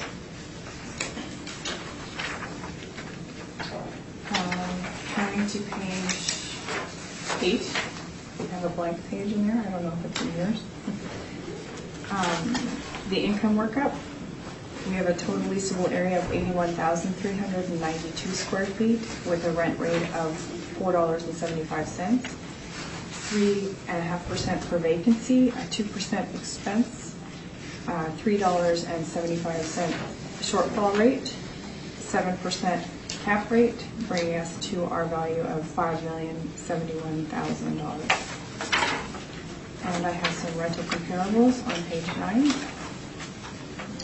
Similar use properties with similar ceiling heights, rents ranging from $3.95 to $6.80 per square foot, with the average being $5.40 and a median of $5.52. Thank you, Madam Chair. That's my evidence. Thank you. Questions, Mr. Smith?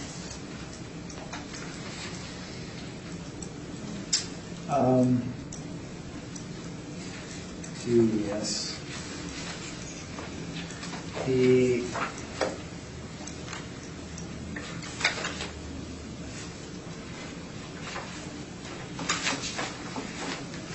sorry, just let me cover my thoughts for a moment, if you could. Yep.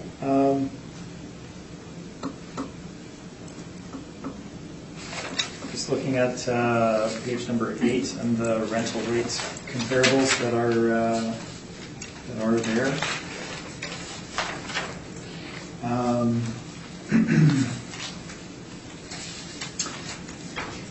The size of these comparables is roughly half the size of the subject property overall. Is that fair to say? We're looking at 81,000+ square feet, and these are generally in that 40,000+ square foot range.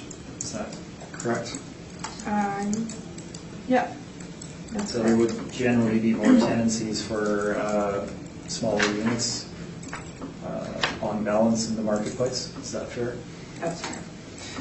Looking at number 2030 Notre Dame Avenue. That property was originally built in '61, but has undergone significant renovation where a portion of the building was torn down and a brand new boardroom court was put in, new electrical and lighting, and a spur line filled in, correct? It's been completely I'm not aware of that. updated. I wasn't aware of it. It's a property that was owned by a large national REIT that has sold it on, and it has been redone since that time, which has enabled it to drive higher rents given its location and renovated state. I don't want to get into a lot of the last one. 777 Century. This is in that St. James area, kind of right by Rona and Superstore. Is that accurate? Okay. Those are all of my questions. Thank you. Thank you. More questions? I do. I have a question on your cap rate. Does your model a certain size, the square foot breakdowns or for cap rate? I'm just looking, sort of been keeping track of your cap rates. Sure. You've used a 7 cap for 121,000 square foot property, at 18,000 square foot property. I'm under, well, we've heard some evidence that the larger it is, the more difficult it might be to lease out. This is sort of on the larger end of the properties we've seen. So can you speak to the cap rate? So for our cap rates, we have different size groups. Do you want? I can give you this. That'd be great. Okay. So there's 6,000 square feet and less. 6,001 to 15,000. 15,001 to 40,000. 40,001 to 100,000, and then anything over 100,000. Okay. So that is also, in addition to that, it also takes into effect the effective year. The age, the location, Right. all those other things. And the market region. So for certain types of property, does one factor age, size, location hold more weight? Like, what would be the driving factor? Or are they all sort of the same, given the same weight? Do you know? I'm just kind of wondering about that. I'm not sure, Okay. to be honest. Okay. I would have to talk more to the that's- modeler. No, that's fine. I just wasn't sure because I was, just keeping track of the square foot of some of these buildings. And there seems to be a huge range from 18,000 to 121,000, all with the same cap. So I thought, well, if there's age or size breakdown, I know there's also age, Right. tiers as well. And, Right. okay. Okay. Sorry. No, that's fine. Thank you very much. That's all. Thank you. I just have one question. Did you inspect this, Ms. Caldwell? I did not. Do you know the last time it was inspected by the city?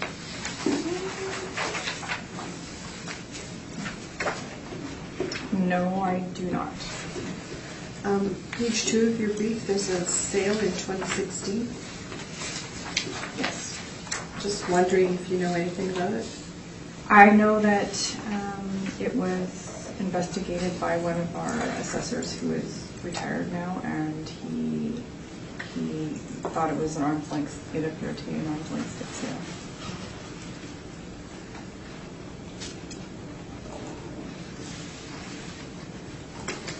Thank you. That's all my questions, Mr. Smith.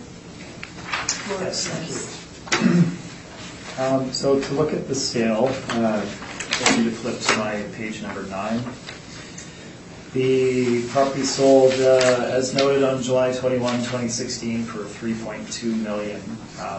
However, the property was originally listed for sale on February of 2015 at a list price of $5.2 million. Property was marketed extensively by our brokerage, drawing very little interest, and it underwent a price reduction in their list price to $4,455,000 in February of 2016. There, again, was not a great degree of interest, and it subsequently traded at $3.2 million. So it was an arm's length transaction. It was fully exposed to the market for a long period of time. It was well marketed and distributed, etc. Everybody was well aware of it, and it traded at a $3.2 million level, as noted on July of 2016. There were a number of issues with the property. It needed a new roof. There were building code issues with regard to fire suppression, in addition to the structural issues and age issues of the building itself: low ceiling heights, bad layout, poor loading, low land to building ratio, affecting loading capacity, poor on-site parking. There was a very long list of issues with regard to this subject property.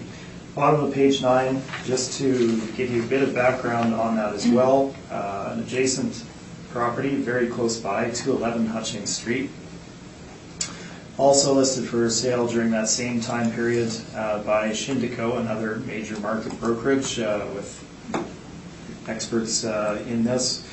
Listed in early 2015 for a list price of $4,250,000. Property subsequently taken over by Colliers, which lowered the price to $3,750,000, and the property then subsequently did not trade. So it gives you an indication of the marketplace in the relevant time period for properties such as this. That property at 211 Hutchings also had inherent deficiencies, was of a similar size, had low land to building area, and a low ceiling height as well. So very similar type of properties.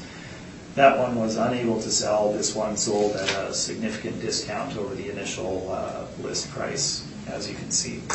So let's jump back in time here to my page number 1. Property was appealed in 2018 and was reduced, as as you can see on page 1, to $4,204,000. We appealed this to the municipal board and await scheduling for that. The building was originally built in 1969, sits on 3.2 acres, land to plan area ratio on the very low end of 1.71 to 1, and we have a leasable, area of 81,392 square feet. It was bought by a manufacturer in City of Winnipeg. They had another site on McPhillips, and they needed a larger facility, so they felt that they could work with this building to accommodate their growth needs, so they acquired it.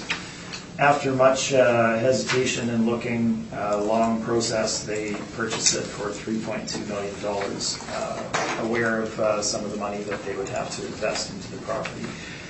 They have subsequently done some work to it. They have taken care of the roof issue. They have taken care of the electrical and fire issues, because they wouldn't get occupancy otherwise, so those issues have been done.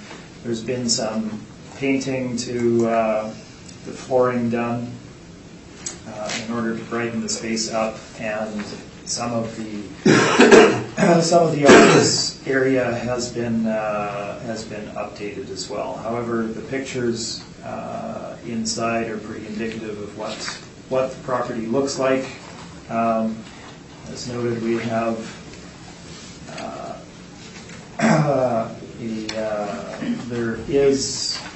there is a degree of demising in here that would not be ideal for many users. So again, you have run into that obsolescence issue where the layout is not ideal for a lot of single occupant manufacturers.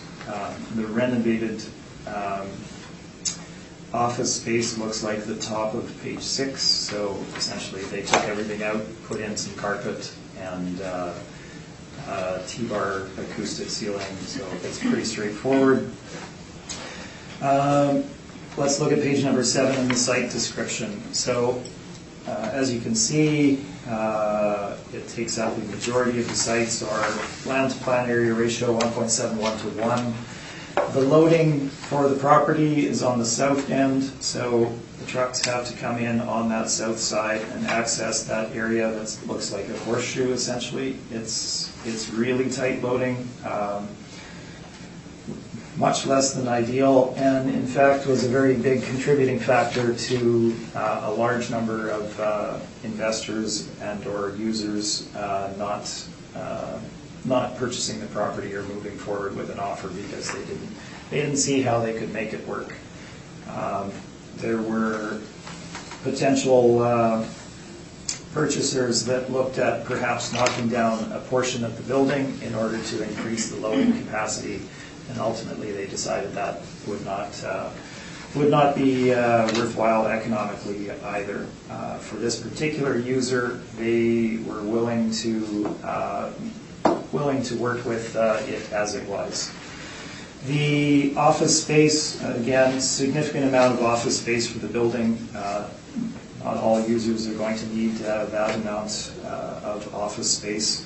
The other issue we run into with the site is parking, both for employees and visitors. You can see the small parking area on the bottom left-hand corner of the site aerial on page 7.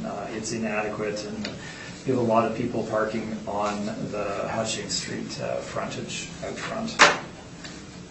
So we can move on from there to the valuation itself. Obviously, we're back up in size to 81,000 square feet. I've addressed the issues with regard to this. In valuation on page number 10, we've already covered them in this hearing, so I won't run through it again. Our subject property we have is owner occupied, no lease in place, so we've looked at the market. The rental comparables are shown on page number 12. There would be the adjustment to, as Ms. Caldwell had pointed out, to the one rental comparable where I think it went up to $463 per square foot on Fife for 108,000 square feet, 31-foot wall height. better property. These are manufacturing facilities, and our subject, it has the issues I've pointed out. The site is a significant issue with regard to loading, and would, as evidenced by the amount of time it took to sell the property, it would have an impact on what the lease rate would be achievable on the marketplace. So looking at all of these factors, we felt that a $4.50 a square foot rental rate would be appropriate following the renovations that they had done, or the code upgrades, the roof, etc. $4.50 would still be an appropriate figure. You can see that the market rents support that. On the expense side, again, we're looking at a large single tenant. We have applied 7% vacancy in keeping with market stats. The expense allowances of 5% and 2%, as well as the shortfall.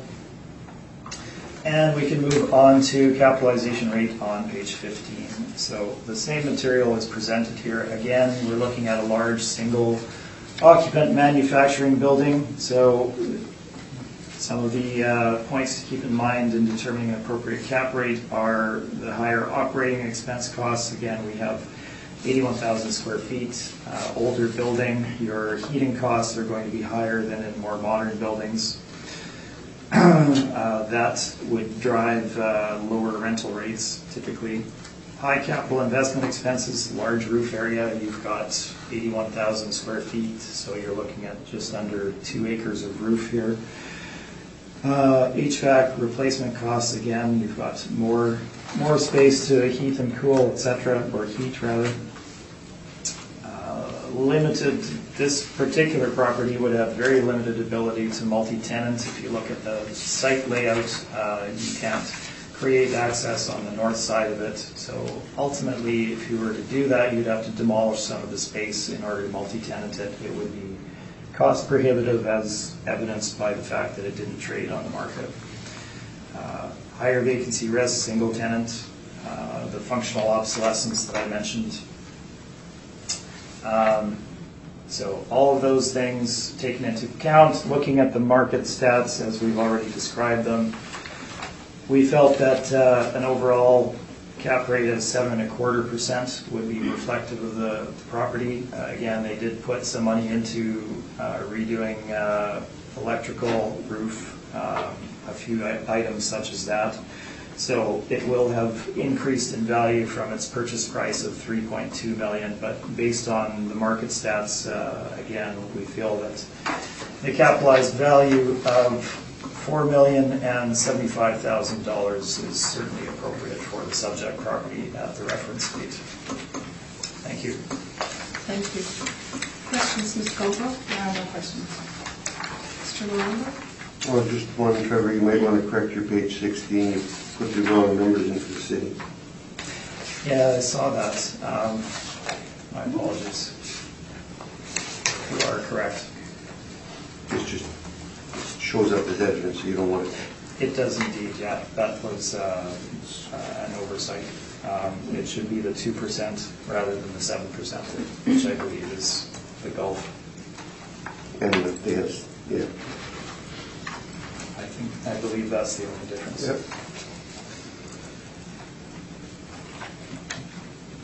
So I note that your requested assessment is lower than the 2018 that was granted by the Board of Revision. It is indeed. We were lower than that in our evaluation of it for the 2018-19 cycle as well, and we appealed that decision to the municipal board. Okay, thank you. And I believe you stated that you inspected this property. I did, yes. Okay. Did you see it prior to the renovations that were done or after? During, I would say. I did see it back in, I think I saw it when it was originally purchased, and then I saw it when they were still undergoing renovations. It was a long period of time to do that, but I did walk through with the new owner. How long a period was it? For the renovations? So they bought in, what was it, 16? And they were taking occupancy sometime earlier this year. I believe it was back in the springtime. I'd hate to give you a date because I don't specifically remember, but they were moving in at that point. So it was vacant during that time period? Yes.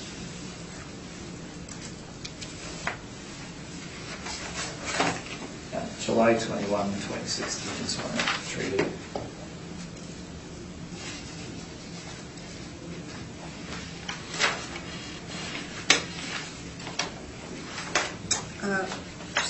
Would you happen to know how much they spent on the rentals? I'm afraid I don't. Thank you. Have it with us.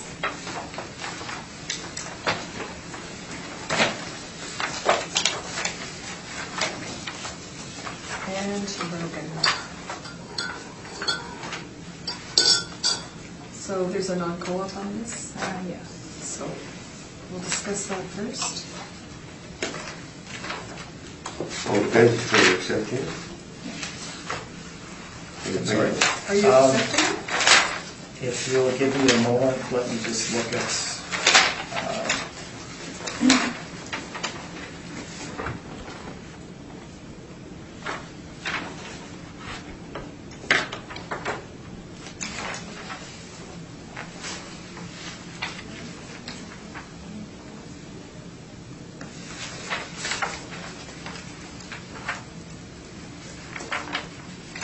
So,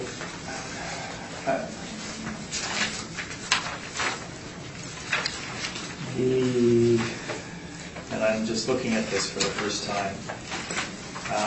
The property owner. Well, you don't have to defend it till she goes up against Okay, it. sorry. Marcel. I'm You sorry. are correct. My apologies. I'll wait. Oh, okay. If I get you to turn to page 10, you can see there's two owners of this property. You can see the certified envelope to the two different owners. On page 11, you have the tracking details. And pages 12 through 17 is the blank certified owners. Page 11, the tracking, there's no signature. These were never picked up. I'd like to read something quickly from the City of Winnipeg Charter Act in section 117, subsection 2. This has to do with a notice by mail, and it reads, a copy of a notice or a document to be sent by mail to a person in compliance with the provision of this act is deemed to be received by the person on the third day after it is mailed. And this is regarding the income and expense mailer. I have copies of this. Yeah. Already read it. I'd actually like a copy. Sure. Do you have a copy? I have one. I just read it.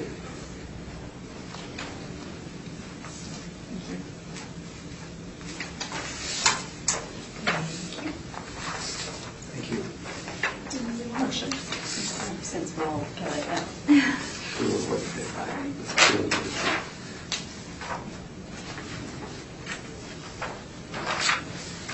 I'm sorry, that's all your evidence? Yes. Thank you. Mr. Smith? So just in reading that same clause there, it states under A, must be sent to the person's address as that address is determined in accordance with the bylaw. So the subject property is owned by the individuals indicated on the front cover there. They own and operate the Viva restaurant on Sargent, own that property as well. That's where their that's their business address, that's where they receive everything.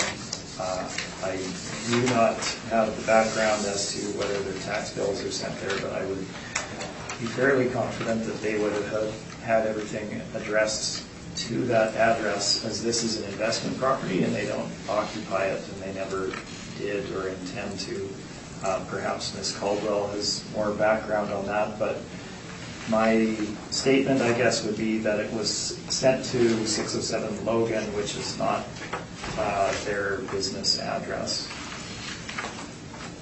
and was not received and signed for.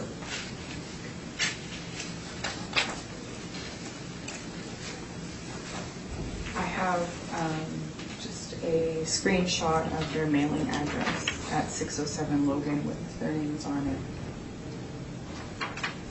I guess my only further, and you can go with this as you will, my only further comment would be, again, if you read the names of the ownership, English is not their first language, so perhaps there's an issue there, but I have no further information with regard to the non-cooperation beyond that.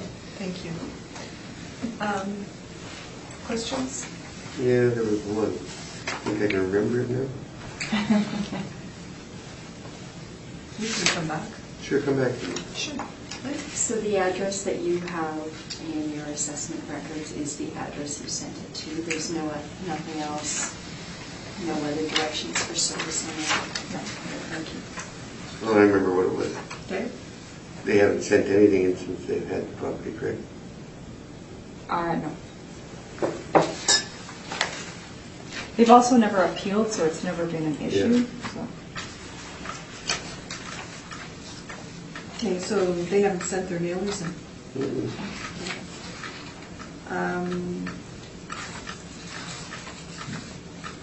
I did notice that page 10, there is a different name on the top Right. copy.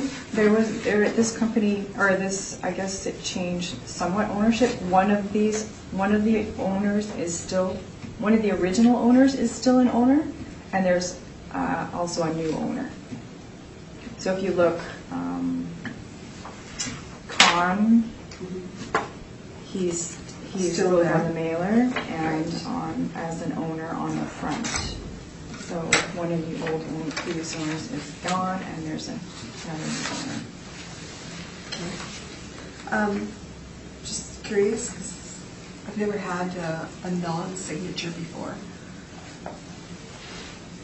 Nor have I. Okay, but this, sorry, just to clarify, 607 Logan is the address of the restaurant?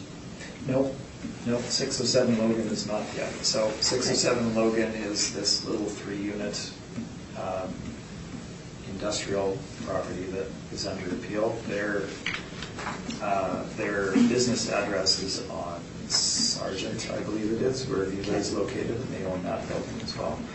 My comment with regard to the not sending in their income and expense would be that those would also go to the incorrect address, so they would never receive them and fill them out because they wouldn't have got them. Well, they do receive their tax bills and every other correspondence at 607 Logan. And it's up to date. So you know for a fact they're receiving their tax bill at 607? Well, they're being paid, so, So I'm you're assuming. Yeah. Right. Yeah. Okay. Any further questions? I guess Mr. Smith? Sorry, my last comment would be, so this it's not a case where they were dodging receiving it or anything of that nature, and we didn't have a signature. It wasn't received, it wasn't signed for. Okay. Thank you. Shut it down. Sharon? Well, have you guys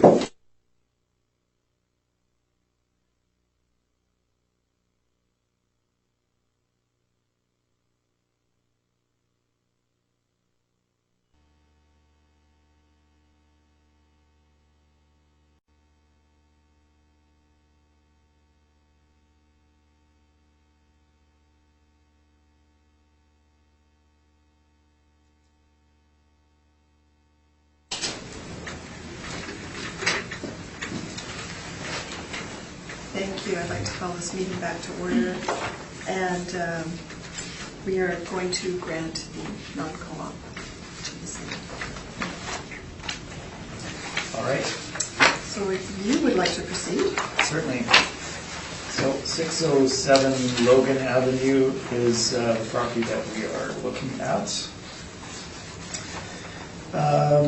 I'll take you perhaps to page number 5 to start with, which is the site location aerial. You can see the boundaries of the subject property as shown. Our land to plan area ratio, let's see how that can be correct. The building takes up the majority of the site. In any case, it's a very low land to plan area ratio. The access to the property is off of the side street, Gwendolyn, where you have to turn onto the rear laneway and then access the rear of the site in order to park or load or unload product, anything of that nature.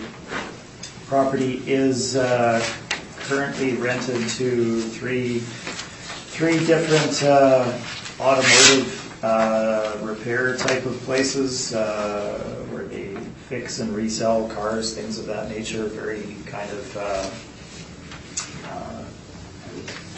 of a marginal business. In any case, that is what the occupants of each of the individual units are. The location, this is a very far away aerial, as I can see. If you get your reading glasses on, very neat. And look at the location. On this side of the tracks. It is on this side of the tracks, not by a lot, and west of what's the bridge over the tracks there, with all of the issues. You know the one that I'm referring to? Arlington. Arlington Bridge, yes. So it is on Logan. It is on that section of Logan, not an ideal location. The units, let's look at the building itself. You can see the frontage on the front cover. Was built with 3 individual units. They actually do vary slightly in size, which we'll get into. Overall leasable area, 6,424 square feet. I have inspected the property. You can see the front and rear on page number 2. We have overhead grade level doors at the back. And each of the uses is fairly, they're all automotive in nature and are fairly dirty uses, as you can see from the interior of the units themselves. Very small bay, and there really isn't, there's no real office areas to speak of in terms of build out for the subject property. Let's move into the valuation, page number 9. So they are leased out on kind of a semi-gross basis. Each of the tenants is paying, one is paying $1,200 a month, one is paying $1,400 a month, and one is paying $1,500 per month. The units actually are the same size. On a semi-gross basis, this works out to $6.73 a square foot, up to $8.41 a square foot semi-gross. The tenants don't pay property taxes or insurance, they pay their own utilities, and that is basically it. Nothing beyond that. So all of your other costs are borne by the ownership. So that $673 to $841 is obviously going to come down once you include your property taxes and the other costs that the owner incurs. And you'd have relatively low rental rates there on a net basis. So let's look at the marketplace to come up with an appropriate rent. 1201 Richard, our next property. We've given you the rent roll for that here. These are small bay industrials. It's kind of an off-center location as well, low ceiling height. They would be in better condition than the subject. and you have rents in that $6 to $6.75 a square foot range. This would be certainly in better condition than the subject property. It has loading issues and a variety of other things, but in terms of the units themselves, they would be in better condition. So our rent range there is $6 to $6.75. We have our other small bay industrials as shown, multi-tenant situations. You can see the wall heights and the build dates on those. Relatively recent rents between 2016 and 2018, areas between 1440 up to 3,000+ square feet, and our rental rate range is in that $5.25 up to $6.75 a square foot range for these properties. I should point out that our exterior wall height here is 16 feet, so your interior clear height is going to be very low, 14 foot roughly.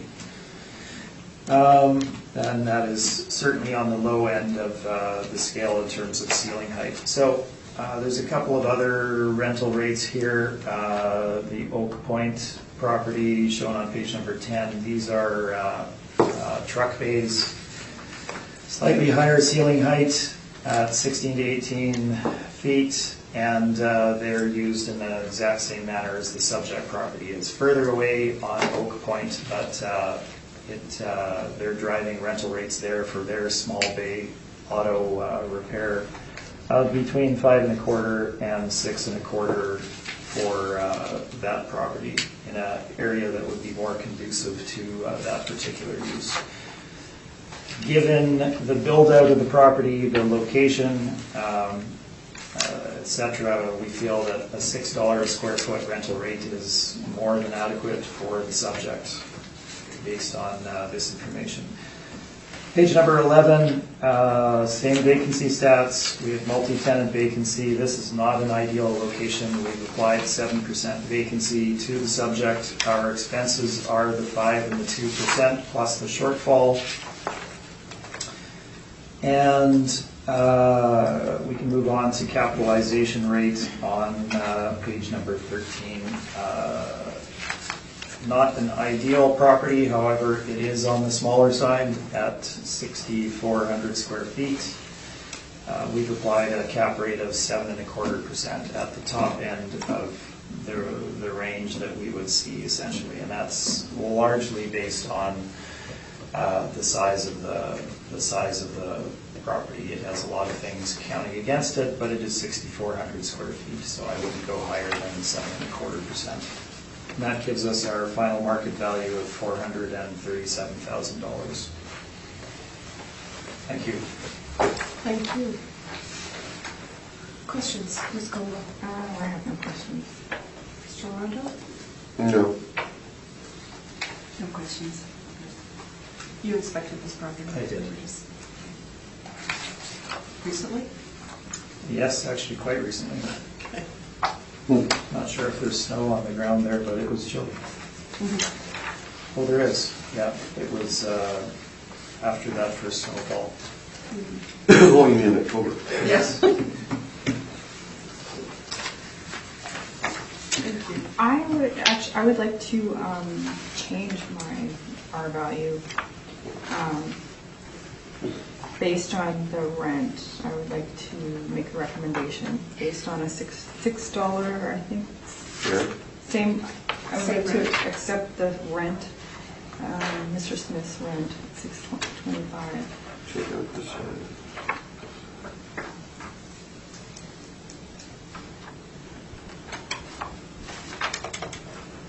$6 a square foot. Mm-hmm. Yeah.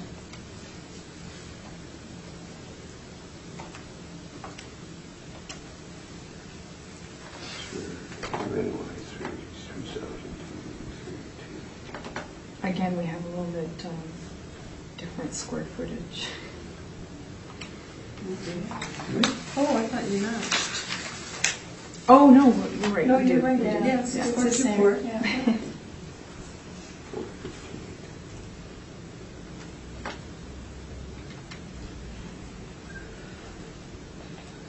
approximately. That's about where it should be.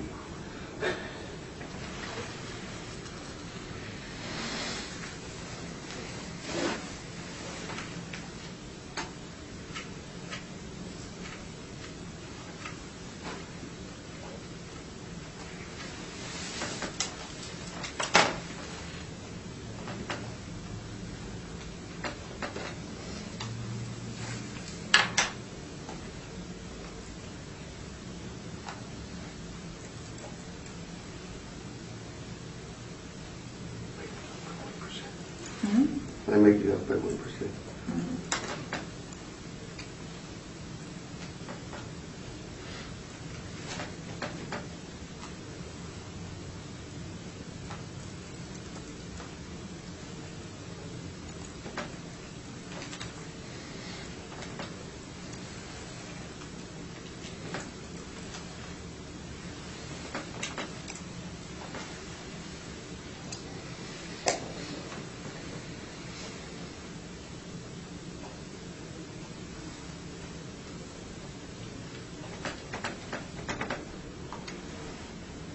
So I have a total of 504,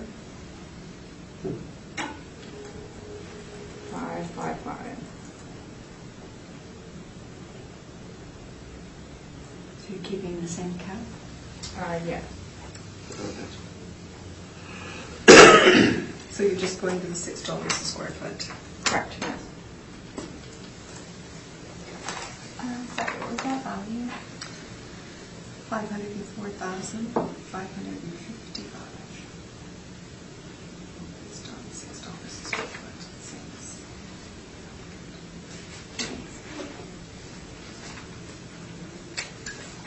Now, we'll see if he takes Mr. it. Smith, although you just presented a I'm- different number, Right. Well, I certainly thank you for recognizing the rental rate. I think I'll leave it up to the panel members. If the panel wished to change the cap rate to 7.2 instead of 7.25, I wouldn't object to that. The other, and the vacancy rate, it's not a big issue to me, but the 5% should be reflected in that. It'd be closer to the 458,000, right? I'm It sorry? would be closer to the 458,000. I didn't run it, but I would trust your evaluation there. I can do it if you want me to run through that. Run the number. Sure. It's up to, no, because they're talking square footage, they're not talking cap rate. Well, they're changing everything. The square footage is the same, you're both the same. Yeah. It's just a six-pack. Okay, it's $6. They're agreeing on that. Yeah. Yep, they're disagreeing on the 1% there. And they're disagreeing on the cap rate. Maybe Yes. they're disagreeing on the 5%. Yes. Why should we run the number if he can't? so 38,544 minus 23,13 gives you 36,231.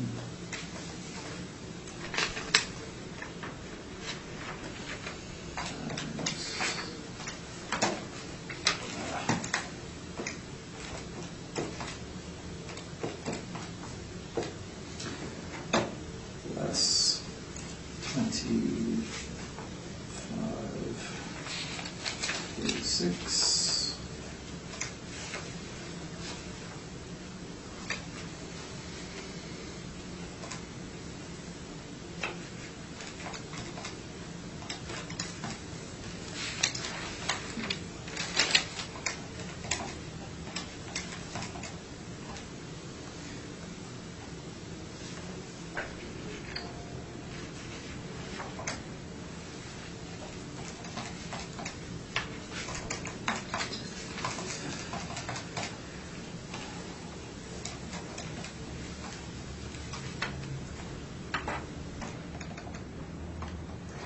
So our NOI would be 31,866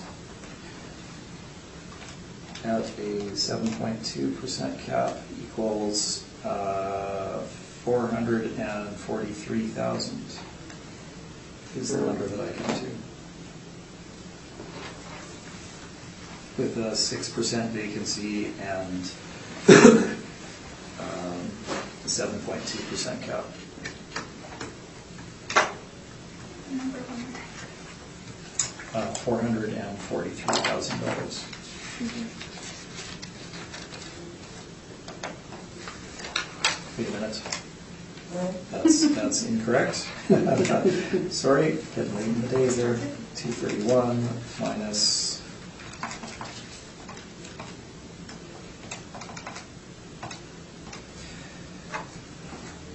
So the NOI is 32,251, my apologies. Capped 32,251, capped at 7.2%, gives us $448,000.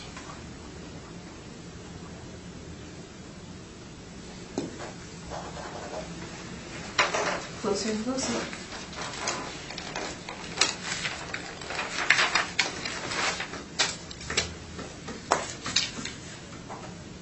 We're into it. You don't feel. I said carry on, it's fine. Just carry on to Richard Question. Avenue. You were asking questions, but you decided to do a rec at the same time. Yeah. Our presentation, and she went to. Oh, Finish your no, presentation. No, when it was her presentation. she Right, went right. okay. Mr. Smith went. No, she'd done her presentation. He'd done it, and she did it, and now we're done. I think we I now thought we were match done with the on questions. everything but Yeah. 5%. Oh, Yeah. sorry, I thought that's So- what you were saying. So can we just leave the 5% up to the panel? Yes. Okay. Because, I mean, that's all it is now, is the 5%. Yes. I'd like to move on to 1201, Okay. Richard. It's this, or it's this. Or somewhere in between. Oh, we've already done that in between. And now, let's go. Roll number 130104000100.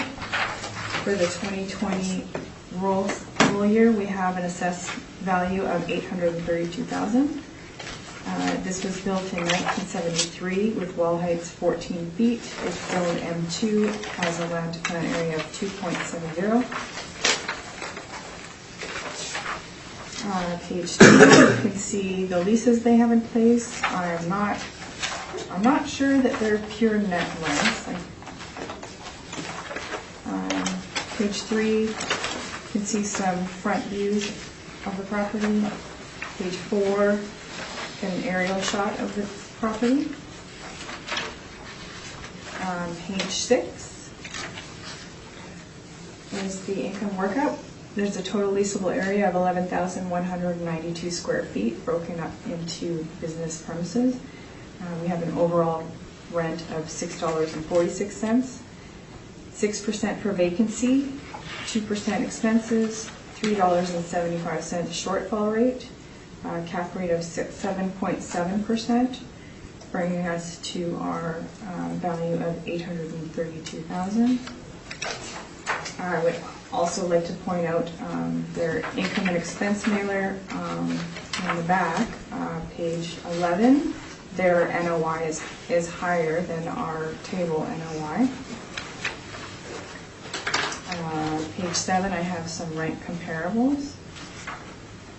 All comparables are in the subject neighborhood with lower ceiling heights, lower land to plan ratios, with rents between $5.75 and $7.50.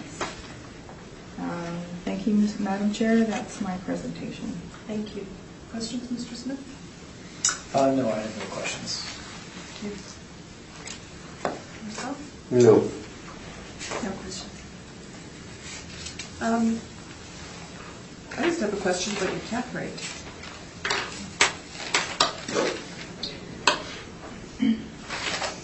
Is this, it's gone up because of the small building size? Got it at 7.7? Was it higher? I'm just looking at all your buildings that we've looked at today that are larger, square footage wise, around the same age. I don't know. Okay. It's all model, Yeah. right? Okay. Thank you. Mr. Smith? Okay, 1201 Richard. We've got a view of the front of the property on the cover page there. It's small bay industrial with very low ceiling height, wall height, 14 feet, not ceiling. That's the external wall height. So your interiors are quite low. It's This limits the marketplace, obviously, to tenants that can use space, that don't need racking of any kind, really, given the low height. The page number 1 gives you a bit of background. It was appealed in the last 2 cycles. You can see the results of those. The last time it was reduced from 800,000 to 683,000. We're now at a market value of 757,000 in our valuation for the property. Originally built in 73, leasable area of 11,000+ square feet, and a very low land to final area ratio of 2.7 to 1. I'll just take you to our site aerial, perhaps on page number 5. So Richard is the front street with customer and employee parking in front of the unit facing Richard. The rear area is the loading. It's essentially a laneway.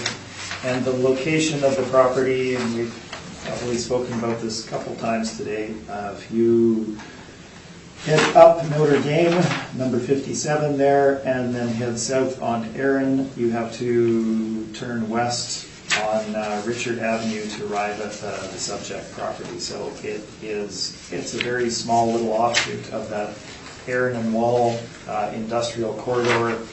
Older, lower ceilinged, vintage industrial properties, essentially. Immediately adjacent to residential on the other side of the roadway. Property photos begin on page 2. You can see the interiors with the low ceiling height, just a wide open warehouse at the back. Some of them have a degree of office finish at the front, not all of them.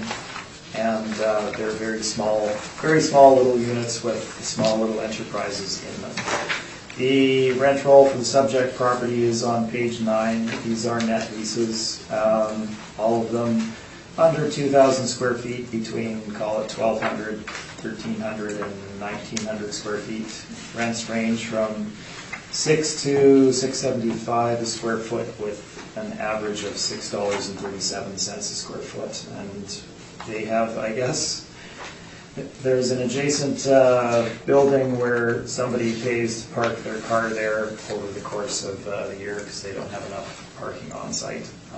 I had included it in the value. That's a questionable long-term prospect of receiving that income going forward, I would suspect. However, it's there. I've included it in the valuation. Our market lease comps are on page 10. They're supportive of the in-place revenue. We've used the in-place revenue as reflective of the market, as supported by the stats. 7% vacancy, as shown by the stats again. You can ignore the Inkster stats and simply look at the multi-tenant investment vacancy of 6.7 to 7%. Expense allowance, we have the 5 and 2%, as well as the shortfall allowance. And on the cap rate, we're not significantly in disagreement on that. We simply don't go up by 0.05, so we have 0.25% increases as is relatively standard. So our cap rate is 7.75. The reasoning behind that, if you look at the viability of some of these tenants, they do tend to come and go. Your covenant is not great. The loading is particularly poor in this. I would again point you to bottom of page number 3, giving you the tight loading quarters at the back. And that's my presentation. Thank you. Thank you. Questions? No questions. Mr. Aranda? None. I'm assuming you inspected. I have, yes. So bottom of page 3 that you just were talking about, Semi could not get in there. No. No. Just, what, 3/4 ton? Relatively small trucks, yes. Depends how good a driver you are.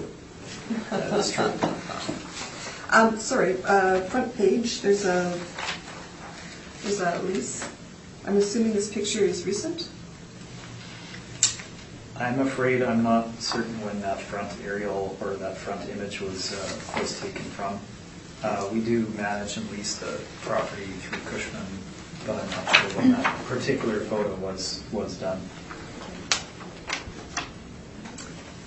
Thank you. That's all my questions. Thank you. We're done. Have a great day. Phone in the washroom. In the washroom? Yeah. That's not a good place.